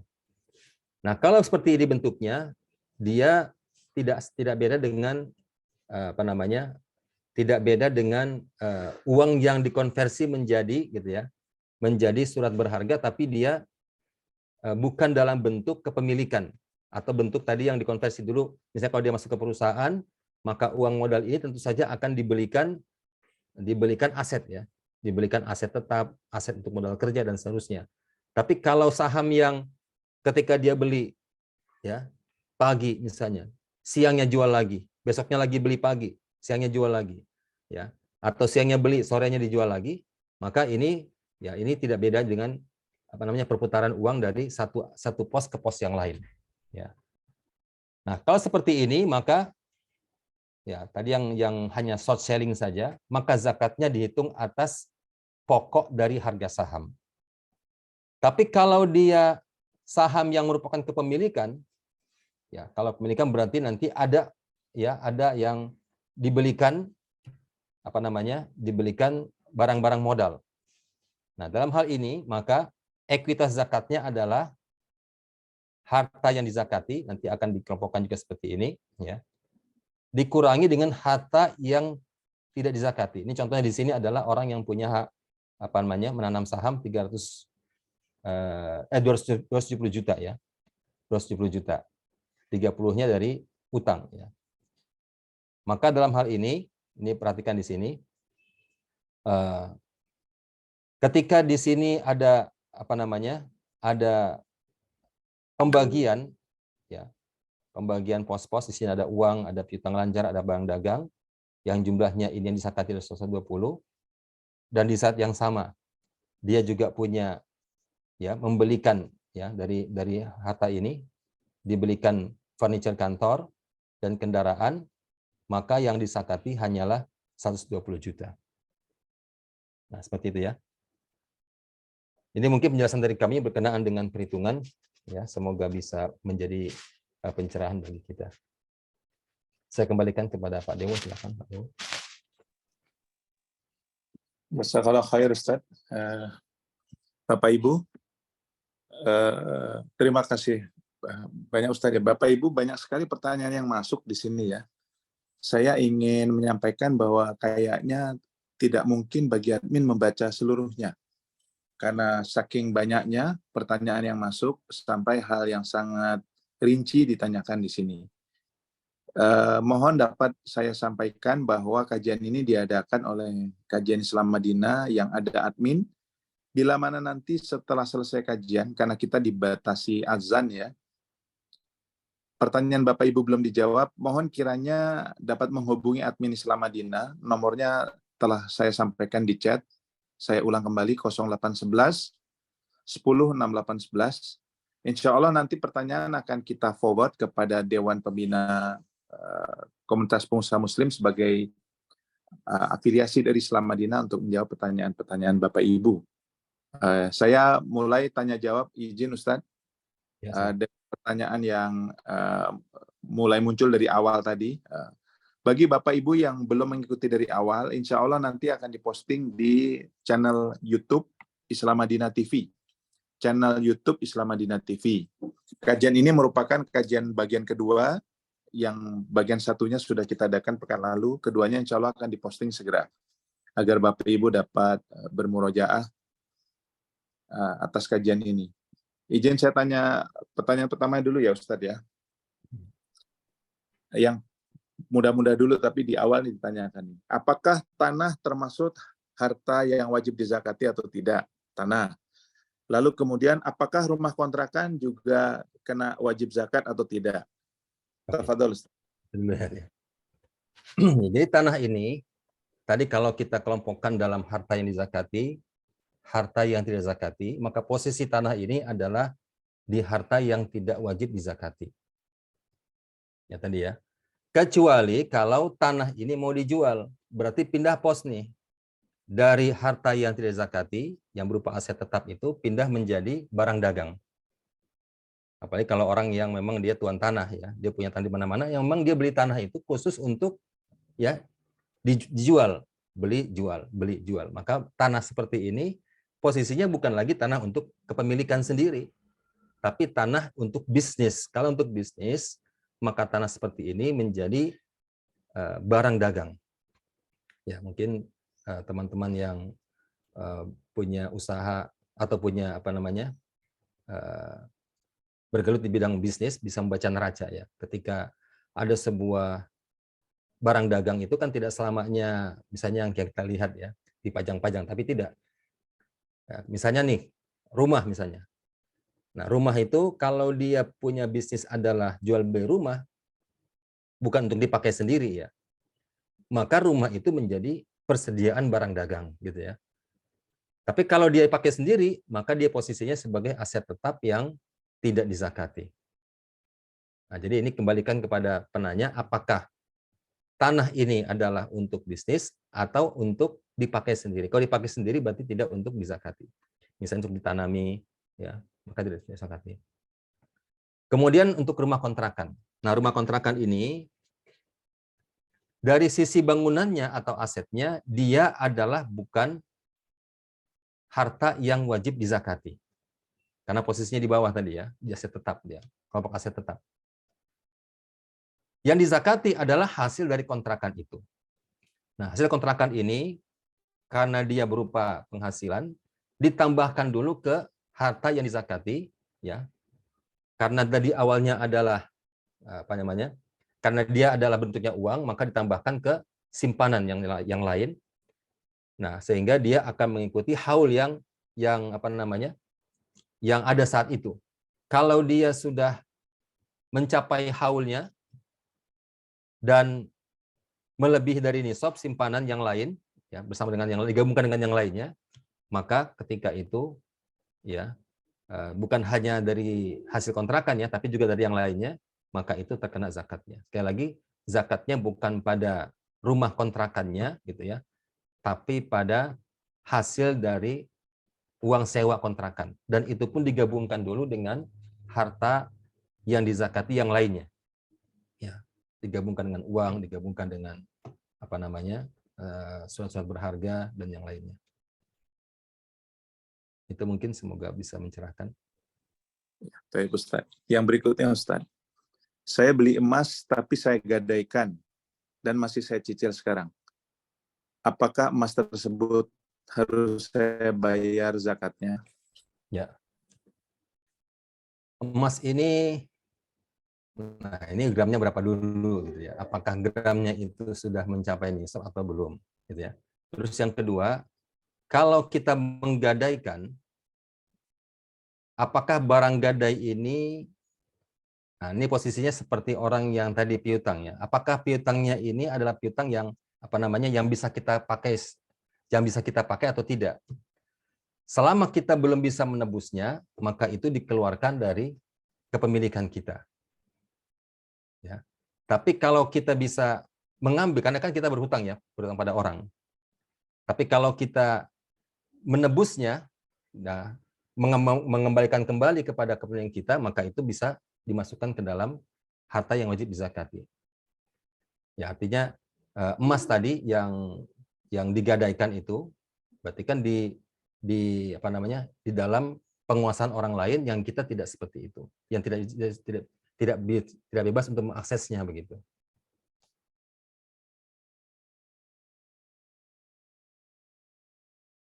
Fadal, yang lain. Ya, Ustadz. Yang berikutnya, saya memiliki tabungan 100 juta, suami memiliki tabungan 30. Ya. Bila digabung telah melewati batas nisab. Apakah zakat merupakan gabungan harta suami istri atau bagaimana? Ya. Zakat bukan gabungan dari suami istri. Kecuali kalau suami menitipkan harta kepada istri. Gitu. Ya. Artinya kalau 30 juta itu adalah milik istri dan 100 juta milik suami misalnya, maka harta ini, ya tadi yang harta istri 30 juta misalnya, itu tidak termasuk dalam nisab zakat, tidak masuk nisab zakat, maka tidak dikenakan zakatnya. Adapun yang suami tadi, yang 100 juta ini, kalau dia mencapai nisab, maka dia akan dikenakan zakatnya. Jadi tidak ada penggabungan antara harta suami dan harta istri, karena masing-masing membawa harta masing-masing. Baik, Ustaz. Yang berikutnya, Ustaz. Saya punya emas yang sudah mencapai nisab, tapi kan saya peruntukkan untuk biaya pendidikan anak kelak atau biaya hari tua saya. Apa tetap harus dikeluarkan zakatnya? Lalu dulu waktu saya beli emas ini adalah dari penghasilan yang sudah saya keluarkan zakatnya setiap bulan. Apa logam mulia emas ini tetap harus saya juga keluarkan zakatnya? Sekali lagi, zakat ini hala alaihil haul. Hala artinya berlalu, alaihil haul 1 tahun gitu ya. Jadi selama dia menyimpan emas tersebut, yang mencapai nisab tersebut, dan dia menyimpannya, menggenggamnya, memilikinya, menguasainya, ya dia tidak terhalang untuk mengaksesnya, ya, maka di setiap tahun mencapai nisab harus dikeluarkan zakat, dibayarkan zakatnya. Jadi bukan hanya sekali saja di awal, bukan, tapi ya setiap kali dia setahun mencapai nisab kena zakat. Tahun depannya lagi mencapai nisab kena zakat. Tahun depannya lagi kena masuk nisab kena zakat. Nah, maka orang yang ya alladzina yaknizuna dzahab tadi wala yunfikunaha fi sabilillah, orang yang melakukan iktinaz. Iktinaz ini artinya menimbun. Dzahab wal fiddah, emas dan perak, dan tidak menginfakkannya jalan Allah, yang berzakat. Nah, ini kalau dikatakan kalau dia berzakat, maka harta yang dizakatkan itu, yang telah dizakatkan itu tidak dikatakan lagi sebagai iktinaz. Karena kenapa? Karena haknya harta itu sudah dibayarkan. Yaitu hak fakir miskin atas harta tersebut. Jadi sekali lagi pada penanya,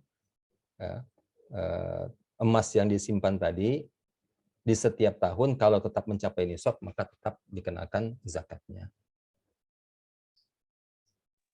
Baik, Ustaz. Yang berikutnya, saya punya banyak perhiasan emas yang banyak batunya, ada intan, berlian.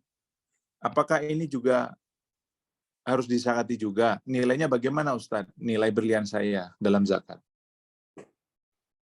Tadi yang ditampilkan di slide ya, atau yang disebutkan dalam kitab Minhajul Muslim berkenaan dengan harta-harta yang dizakatkan, maka al-jawahir atau batu mulia itu tidak termasuk dalam harta zakat. Meskipun harganya lebih mahal daripada emas gitu. Ya, sekali lagi, ya tadi mungkin kalau di dalam perhiasan dia ada emasnya, di saat yang sama ada batu mulianya, ya, maka yang dizakatkan itu hanyalah emasnya saja. Batu mulianya itu bukan bagian dari zakatnya. Allah alam bisa seperti itu ya. Jadi kalau dia punya batu mulia, maka itu bukan dari objek zakat. Baik, Ustaz. Ingin saya mengulang kembali, tadi telah diterangkan Ustadz mengenai tanah kosong yang bukan dagangan, serta kendaraan yang digunakan yang bukan dagangan, sebanyak apa kendaraan tidaklah harta yang dizakati. Demikian ya Ustadz ya. Ya. Banyak pertanyaan terkait dengan hal tersebut. Jadi tanah dan harta dan kendaraan yang digunakan bukanlah bagian dari harta yang dizakati. Sekarang tentang sukuk, Ustaz. Sukuk itu zakatnya dari nilai sukuk, uang pokoknya, atau dari hasilnya saja, Ustaz, yang dikenakan zakat? Kedua-duanya, ya, karena sukuk itu memang dibeli untuk mendapatkan hasil gitu. Nah, jadi ketika kita pokok sukuknya itu tetap seperti itu dan kita mendapatkan hasil, maka hasil ini ditambahkan pada simpanan yang kita miliki. Sehingga nanti kalau kita ya dari neraca zakat tadi, maka hasil dari sukuk itu menambah uang kas kita yang di atas. Adapun sukuk sebagai pokok harta itu tetap di situ gitu untuk dihitungkan zakatnya. Oh, bisa. Jadi bukan atas hasil sukuknya ya, bukan atas bagi hasil sukuknya, tapi atas pokok plus bagi hasilnya gitu. Baik, Ustaz. Berikutnya, Ustaz. Saya dan suami tidak bekerja tapi memiliki emas yang sudah mencapai nisab. Emas ini tabungan. Tapi kami tidak bekerja, tidak punya penghasilan.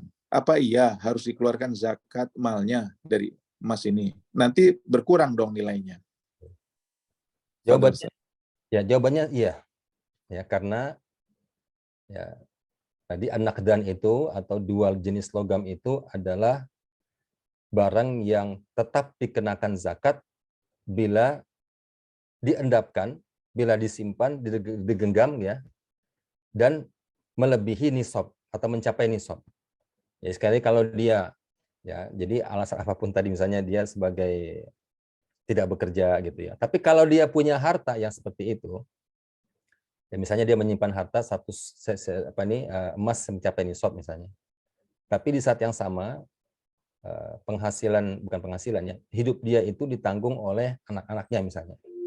Ditanggung oleh anak-anaknya. Nah, berarti dia tidak mengganggu sedikit pun emasnya dia, atau mungkin dia punya uang misalnya 100 juta misalnya. Tapi karena biaya hidup dia tanggung oleh anak-anaknya, maka tidak terganggu ya. Tidak berkurang sedikit pun. Nah, karena 100 juta ini tersimpan atau emas tadi sudah mencapai nisab tersimpan dan dia adalah barang yang menjadi objek zakat atau wajib dizakati, maka dia tetap harus keluarkan zakatnya. Kalau berlalu 1 haul dan mencapai nisab.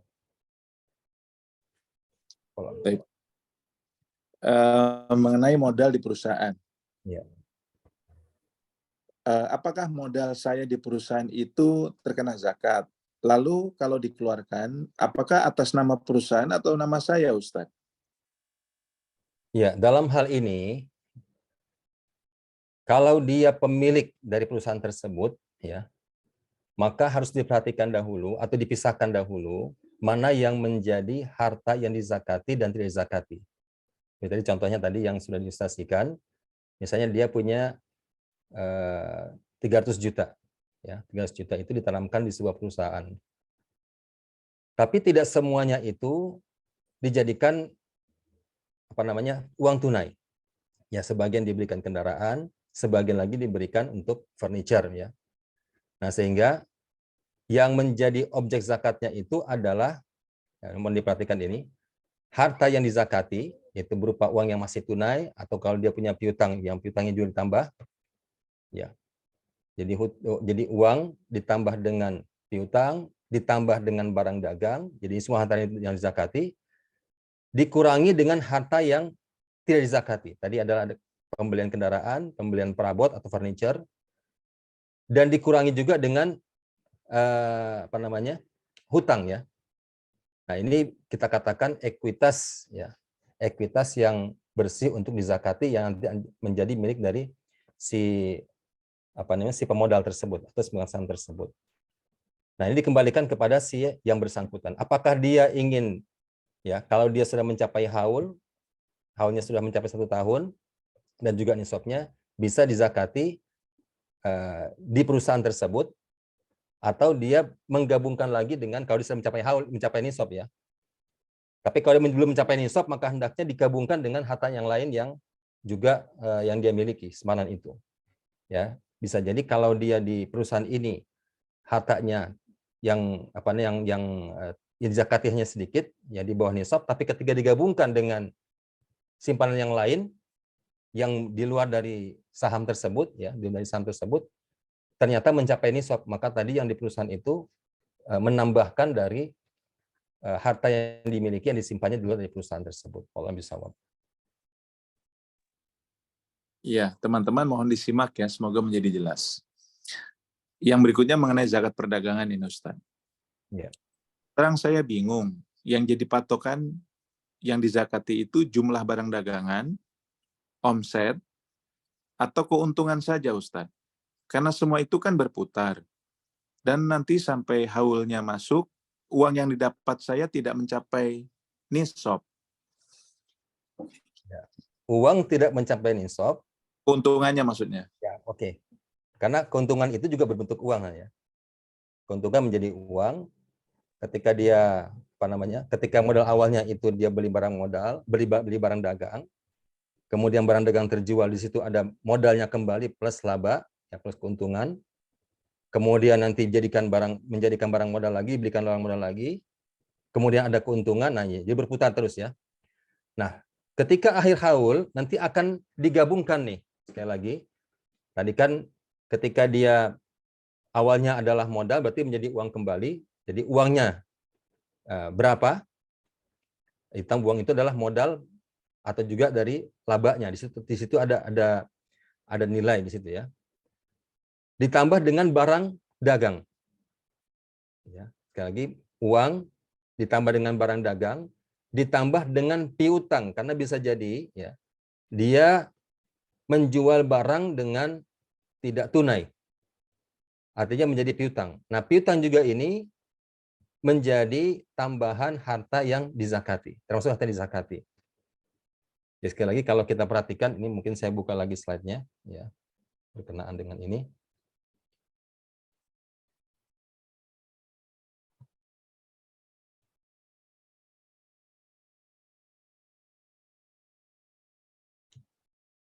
Nah, di sini ya. Kita perhatikan di sini ya. Di sini ada uang. Uang ini kan isinya adalah sebentar saya. Nah, uang ini adalah dari modal dan juga sudah dari tambahan laba, ada laba di sini. Kemudian dihitung juga ada barang dagang ya. Dan juga ada piutang. Nah, jadi ketiga-tiga ini digabungkan, kalau dia mencapai nisab, maka dia dihitung sebagai zakat 2,5% atas ini ya, atas yang dizakati. Nah, seperti ini.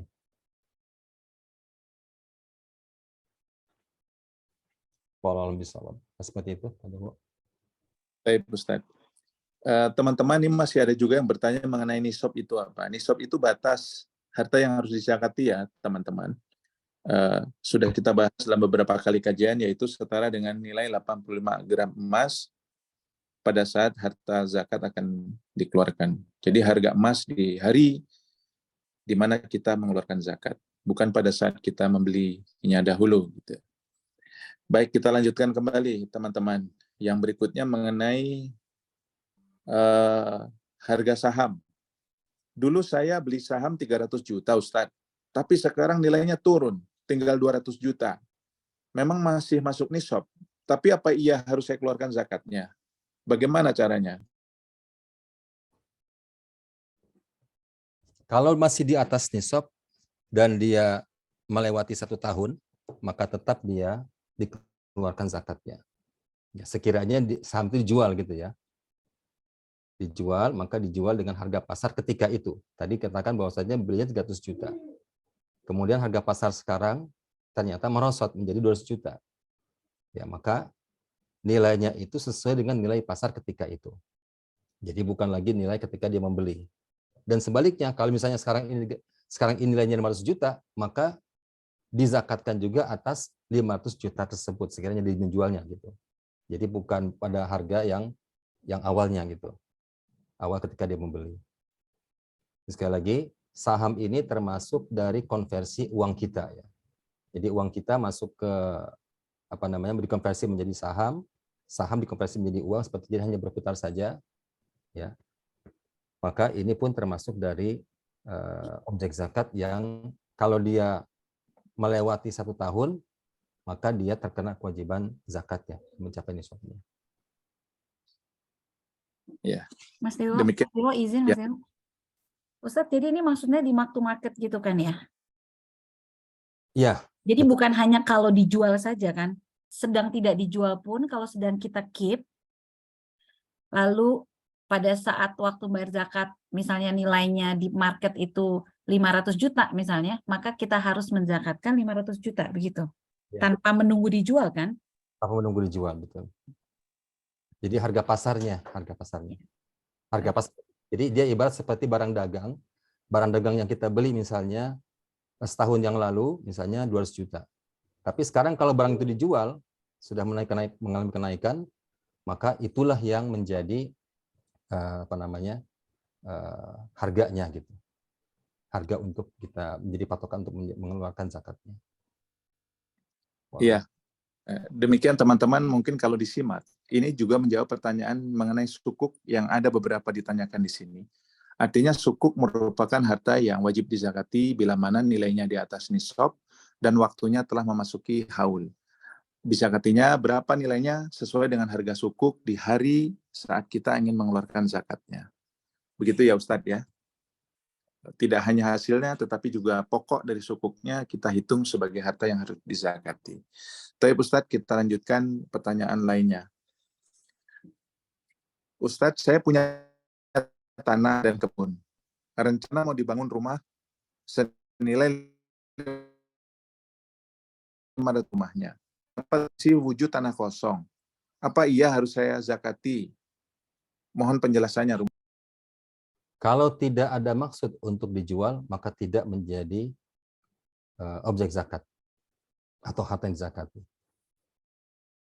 Jadi hanya untuk dipakai sendiri, apalagi untuk dibangun, maka dia bukan menjadi harta yang dizakati.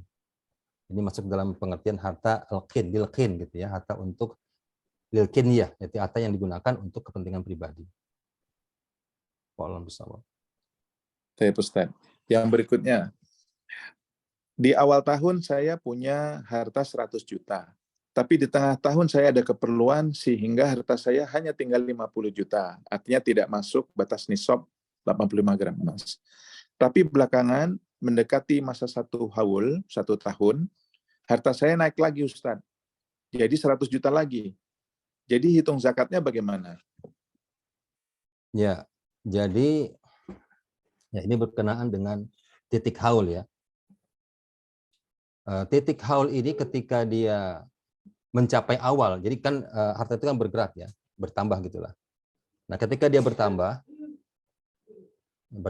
kemudian berkurang lagi. Ketika di awal dia masuk nisab gitu ya, dia masuk nisab, maka itu dianggap sebagai titik haul dia. Berarti haul berikutnya adalah 12 bulan berikutnya. Adapun pergerakan ini bisa jadi naik turun ya. Ya, naik turun. Kalau di titik ke-12-nya ini tetap di atas nisab, maka itulah menjadi tetap dia dikenakan zakat di titik ke haul ke bulan ke-12 itu. Seperti tadi misalnya awalnya 100 juta. Kemudian perjalanan dia turun, kemudian naik lagi. Ya. Kemudian di bulan ke-12 ternyata mencapai nisab, maka dari bulan pertama bulan ke-12 sama-sama mencapai nisab, maka dia dikenakan dikenakan haul ya, zakat di haul yang ke bulan ke-12 tersebut. Wallahu a'lam. Baik Ustaz. Berikutnya yang sejenis ini pertanyaannya Ustaz. Saya punya banyak tabungan di berbagai rekening. Ada di beberapa bank. Tapi masing-masing tabungan jumlahnya berubah-ubah.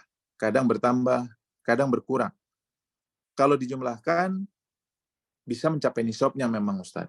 Cara ngitungnya gimana ya Ustadz? Karena rekening saya banyak begini. Ya itulah perlu akunting. Jadi perlu perlu untuk tadi kan di awal slide itu ditampilkan tentang menginventarisasi harta-harta yang kita miliki, khususnya bila telah mencapai nisab. Nah biasanya kalau kita memiliki akun yang banyak, maka kita pun menjumlahkan ke semuanya gitu. Jadi perlu akuntansi dalam hal ini.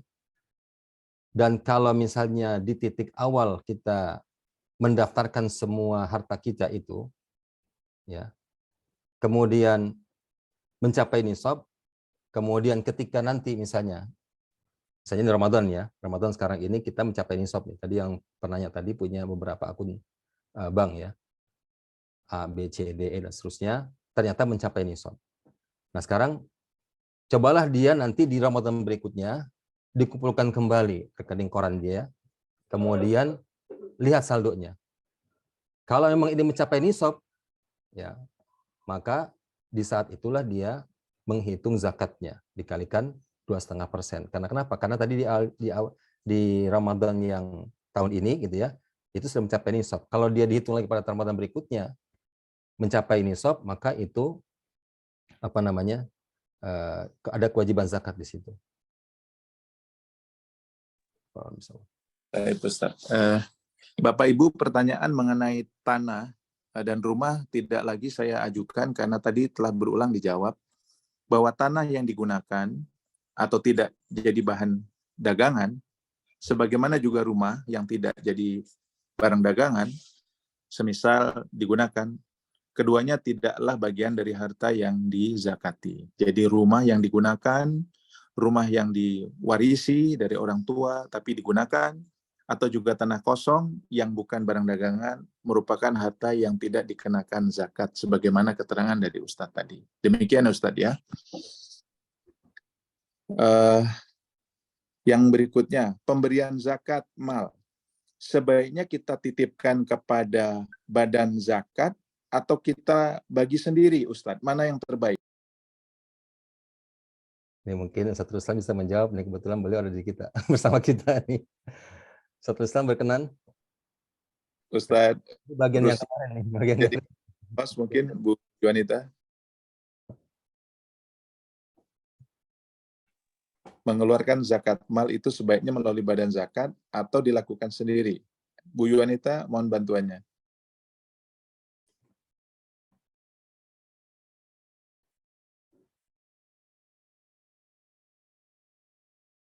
Ya.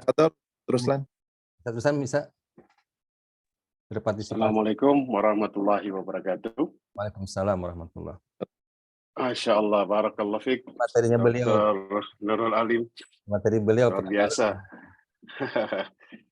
Jadi memang zakat ini zaman dulu itu ada lembaga yang kemudian langsung mengatur, yaitu Baitul Mal. Ya. Nah, mereka inilah yang nanti akan mengkoordinir zakat, mereka yang mengumpulkan, mereka yang kemudian mendistribusikan. Ya. Nah, maka kemudian di setiap negara itu memiliki lembaga-lembaga yang melakukan fungsi yang sama. Nah, menentukan mustahik itu bukan hal yang mudah, ya. Artinya zakat ini dia spesial karena yang menerima itu sudah kemudian diatur. Ya, kalau misalnya kita membayar kepada lembaga yang kemudian memang amanah, ini insya Allah mereka sudah bisa mengklasifikasikan tentang mustahik-mustahik yang bisa menerima zakat tersebut. Jika misalnya secara individu kita melakukan penyaluran sendiri, harus dipastikan dulu bahwa kita memiliki ilmu yang kemudian cukup tentang mustahik zakat ya. Karena ada orang yang kemudian menyalurkan sendiri, dia membayar zakat kepada orang tua, ya. Dia menganggap bahwa itu adalah zakat yang sudah dibayarkan, ya. Ataupun dia biasanya memberikan zakat kepada orang yang menjadi tanggungan nafkah dia, ya. Nah, jika Bapak Ibu memiliki ilmu yang cukup tentang zakat, ya silahkan ya, sehingga bisa mengklasifikasikan mana yang betul-betul menjadi mustahik, mana yang tidak. Tapi jika kemudian Bapak Ibu tidak memiliki, maksudnya tidak bisa mengidentifikasi mustahik, maka kami sarankan langsung membayar kepada lembaga yang sudah dilegalisasi oleh negara. Kira-kira seperti itu, Dr. Nurul. Wallahu a'lam bishawab. Wallahu a'lam. Jazakallahu khairan. Afwan, Ada Dokter. sedikit tambahan berkenaan dengan zakat yang dibayarkan, perbedaan antara zakat yang dibayarkan kepada amil dengan zakat yang mungkin kita membayar kepada yang selain amil atau menitipkan zakat kepada selain amil gitu ya. Nah, ketahuilah bahwasanya yang namanya amil zakat itu mereka adalah al-hukumah, itu pemerintah atau yang disahkan oleh pemerintah gitu. Contohnya kalau kita Baznas dan Laz, ya, Laz itu kan lembaga amil zakat tapi swadaya masyarakat yang sudah disahkan oleh pemerintah. Nah, perbedaannya kalau kita membayar zakat kepada amil zakat yang disahkan oleh pemerintah, jika sekiranya zakat yang kita bayarkan itu talafat, yaitu rusak atau hilang, ya, maka tanggung jawab kita sebagai muzaki sudah lepas. Itu tanggung jawab dari amil zakat. Tapi kalau kita membayarkan zakat, menitipkan kepada seseorang, dia bukan amil, ya, dia menjadi wakil kita. Menjadi wakil kita untuk menyalurkan zakat. Jadi misalnya ada yayasan-yayasan yang tiba-tiba saja muncul, ya mereka bukan disahkan oleh Baznas, oleh Kemenak misalnya, kemudian menawarkan diri untuk menyalurkan zakat. Nah, kalau misalnya harta zakat kita itu kita titipkan kepada mereka, mereka adalah wakil kita, ya berarti ya. Kemudian talafat ini bisa jadi rusak atau hilang. Ya, indal muwakkal pada orang yang kita wakilkan, ketika dia menyalurkan, mendistribusikan, maka sebenarnya kewajiban zakat kita itu belum lepas. Ya, sekali lagi perbedaannya, kalau kita memberi kepada amil yang disahkan pemerintah, kalau misalnya harta kita itu rusak, itu tanggung jawab mereka. Tapi kalau wakil, masih tanggung jawab kita dan dipastikan bahwasanya harta itu sudah sampai kepada mustahiknya. Itu mungkin tambahan dari keterangan dari Ustaz. Taib Ustaz, jazakallah khair. Bapak Ibu, saya cuma merimain kembali bahwa untuk waktu Jakarta 9 menit lagi adalah azan zuhur. Saya jadi akan mengajukan satu pertanyaan lagi. Saya ingatkan kembali bahwa zakat ini sebuah ibadah yang agung, yang setara dengan sholat. Ada banyak ayat menyatakan hal tersebut. Yang diatur oleh Allah, zakat ada syaratnya, yaitu haul, 1 tahun Hijriah. Lalu kemudian nisab, yaitu batas harta yang dizakati senilai 85 gram emas, serta zakat tidak diberikan kepada sembarang orang karena Allah telah aturnya hanya 8 asnaf atau 8 golongan, termasuk diantaranya yang paling utama adalah fakir dan miskin. Penjelasan tentang hal ini telah berulang kali disampaikan di dalam materi grup Islam Madinah, juga di dalam kajian-kajian sejenis yang dibimbing oleh para guru kita di sini. Izinkan saya mengajukan pertanyaan satu lagi nih Ustadz. Tapi Bapak Ibu ya, saya sampaikan materi ini akan saya posting di dalam grup-grup Islam Madinah. Bagi Bapak Ibu yang belum masuk di dalam grup Islam Madinah, hubungi admin 0811 10 6811 0811 10 6811. Insya Allah materinya akan diposting, materi tadi yang disampaikan oleh Ustadz Muhammad Nurul Alim, serta rekamannya akan saya posting di YouTube Islam Madinah TV. Di YouTube Islam Madinah TV. Taib, yang berikut adalah pertanyaan terakhir, Ustaz. Cicilan KPR itu bisa jadi pengurang zakat mal tidak ya? Dari tabungan saya. Cicilan KPR, Ustaz. Ini sepertinya KPR yang ada bunganya. Mohon dibimbing, Ustaz. Fadal. Cicilan KPR, berarti uang kita sudah terbayarkan ya? Iya, membeli rumah dengan dana KPR yang sepertinya beliau bertanya ini ada bunganya. Ada bunganya. Apa bisa menjadi pengurang zakat mal saya? Baik. Kalau dia mengurangi uang tabungan gitu ya. Uang tabungan atau uang yang disimpan, maka otomatis dia mengurangi harta yang dizakati gitu. Karena dia sudah terkurangi ya, sudah keluar dari kepemilikan kita. Kepemilikan kita. Keluar dari harta yang dizakati maksudnya gitu ya. Nah, ini ibaratnya tadi seperti misalnya perkataan dari Utsman bin Affan berkenaan dengan orang-orang yang menjadikan haulnya itu di bulan sekarang, misalnya bulan Ramadan ini. Beliau mengatakan hadza syahru zakatikum faman kana alaihi dainun falyu'addi dainahu. Ini adalah bulan zakat kalian, maka barang siapa yang punya hutang silakan bayar hutangnya. Hatta tahsulu amwalakum, sampai dengan didapat berapa sebenarnya nilai harta kamu. Maksudnya harta yang dizakati itu. Fatu ad-duna minhu zakah, maka kamu menunaikan zakatmu dari harta yang didapat tersebut. Nah, sekarang kalau misalnya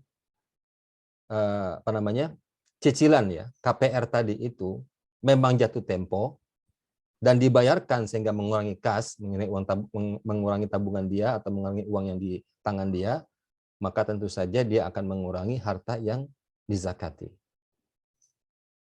Seperti itu Pak Dewo. Tapi bukan mengurangi zakat ya, mengurangi harta yang dizakati, maksudnya gitu. Bukan mengurangi zakat gitu. Iya. Ustaz, saya juga merimain bahwa penggunaan KPR yang ada bunganya tidaklah dibolehkan di dalam syariat Islam, Bapak Ibu, teman-teman. Semoga menjadi jelas. Sudah ada kajiannya mengenai hal ini pada kajian kita sebelumnya. Ini yang terakhir yang menarik nih Ustaz. Mohon maaf nih. Saya belum pernah bayar zakat dahulu. Yeah. Sekarang saya sudah dapat ilmunya, saya mengeluarkan zakat, tapi saya tidak tahu nilai zakat yang harus saya keluarkan dahulu. Bagaimana cara menghitungnya ya Ustaz? Tafadhal. Cara menghitungnya dikembalikan kepada masing-masing harusnya ya. Ya, jadi Bapak-bapak dan Ibu-ibu yang sudah mendapatkan ilmu bahwasanya di setiap simpanan yang mencapai nisab dan haul itu ada zakatnya, ya.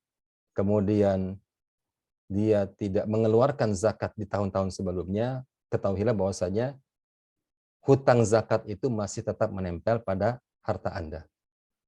Ya. Ya, sekali lagi, tetap kita melakukan ya, inventarisasi harta ketika itu, gitu ya, ketika saat itu dipisahkan mana yang dizakati, mana yang tidak dizakati. Jadi misalnya di posisi di tahun 2020 misalnya, kita punya apa saja? Kita punya uang, kita punya emas, kita punya piutang, ya, kita punya apa misalnya investasi surat berharga, ya. Yang semuanya ini adalah yang wajib dizakati. Pisahkan juga yang tidak diwajib dizakati. Sekali lagi daftar yang tadi yang saya tampilkan tadi di dalam slide ya berkenaan dengan neraca zakat itu mungkin bisa dibuat ketika di posisi di mana dia ingin berzakat. Nah, sehingga kita mengetahui ketika tahun 2020 itu saya punya apa yang dizakati dan apa yang tidak dizakati. Sehingga kita bisa menghitung kewajiban zakat kita di tahun tersebut. Pola besar, dan ini juga mungkin salah satu dari pentingnya melakukan pembukuan atau akuntansi ya. Akuntansi yang berkenaan dengan harta kita. Sekiranya kita punya bisnis ya, atau kita punya penghasilan, atau punya pendapatan, atau punya simpanan di atas nisab. Itu mungkin Pak Dewo. Baik Ustaz. Jadi Bapak Ibu di ketika itu gitu. Tetap dia terhutang, tidak tidak terhapus. Dan bahkan salah satu dari poin di waris itu adalah hutang zakat. Kalau dia masih punya hutang zakat di tahun-tahun sebelumnya yang tidak terbayar, maka dibayarkan dahulu sebelum dibagikan warisnya. Demikian Pak Dewo. Baik Ustaz. Jadi Bapak Ibu, selain memahami aturan serta syarat zakat, serta siapa yang berhak menerima zakat, tapi kita juga wajib memiliki pembukuan pribadi untuk betul-betul menjaga agar harta kita tetap bersih. Demikian Bapak Ibu, sekali lagi, admin Islam Madinah 0811 10 6811. Hubungi admin untuk pertanyaan-pertanyaan yang belum dijawab, serta untuk menerima materi dari Ustadz kita hari ini, Ustadz Dr. Muhammad Nurul Alim. Kita tutup dengan doa kafaratul majelis, Ustadz. Semoga Allah merahmati dan memberkahi kita semua serta memberikan ampunan kita di sisa bulan mulia ini, bulan Ramadan. Hadir juga di sini pembimbing kita yang lainnya, Ustadz Dr. Ruslan Marasabesi atau saya biasa panggil dengan Ustadz Ruli. Kita sama-sama mengucapkan doa kafaratul majelis. Kita tutup. Subhanaka Allahumma wa bihamdika asyhadu an la ilaha illa anta astaghfiruka wa atubu ilaik. Assalamualaikum warahmatullahi wabarakatuh. Waalaikumsalam. Waalaikumsalam warahmatullahi wabarakatuh. Jazakallah Pak De, Dr. Nurul, Pak Dr. Yunita. Barakallahu fiik, Ramadan Karim. Wafik. Wafik barakallah. Jazakumullah khair, Ustaz. Nafat.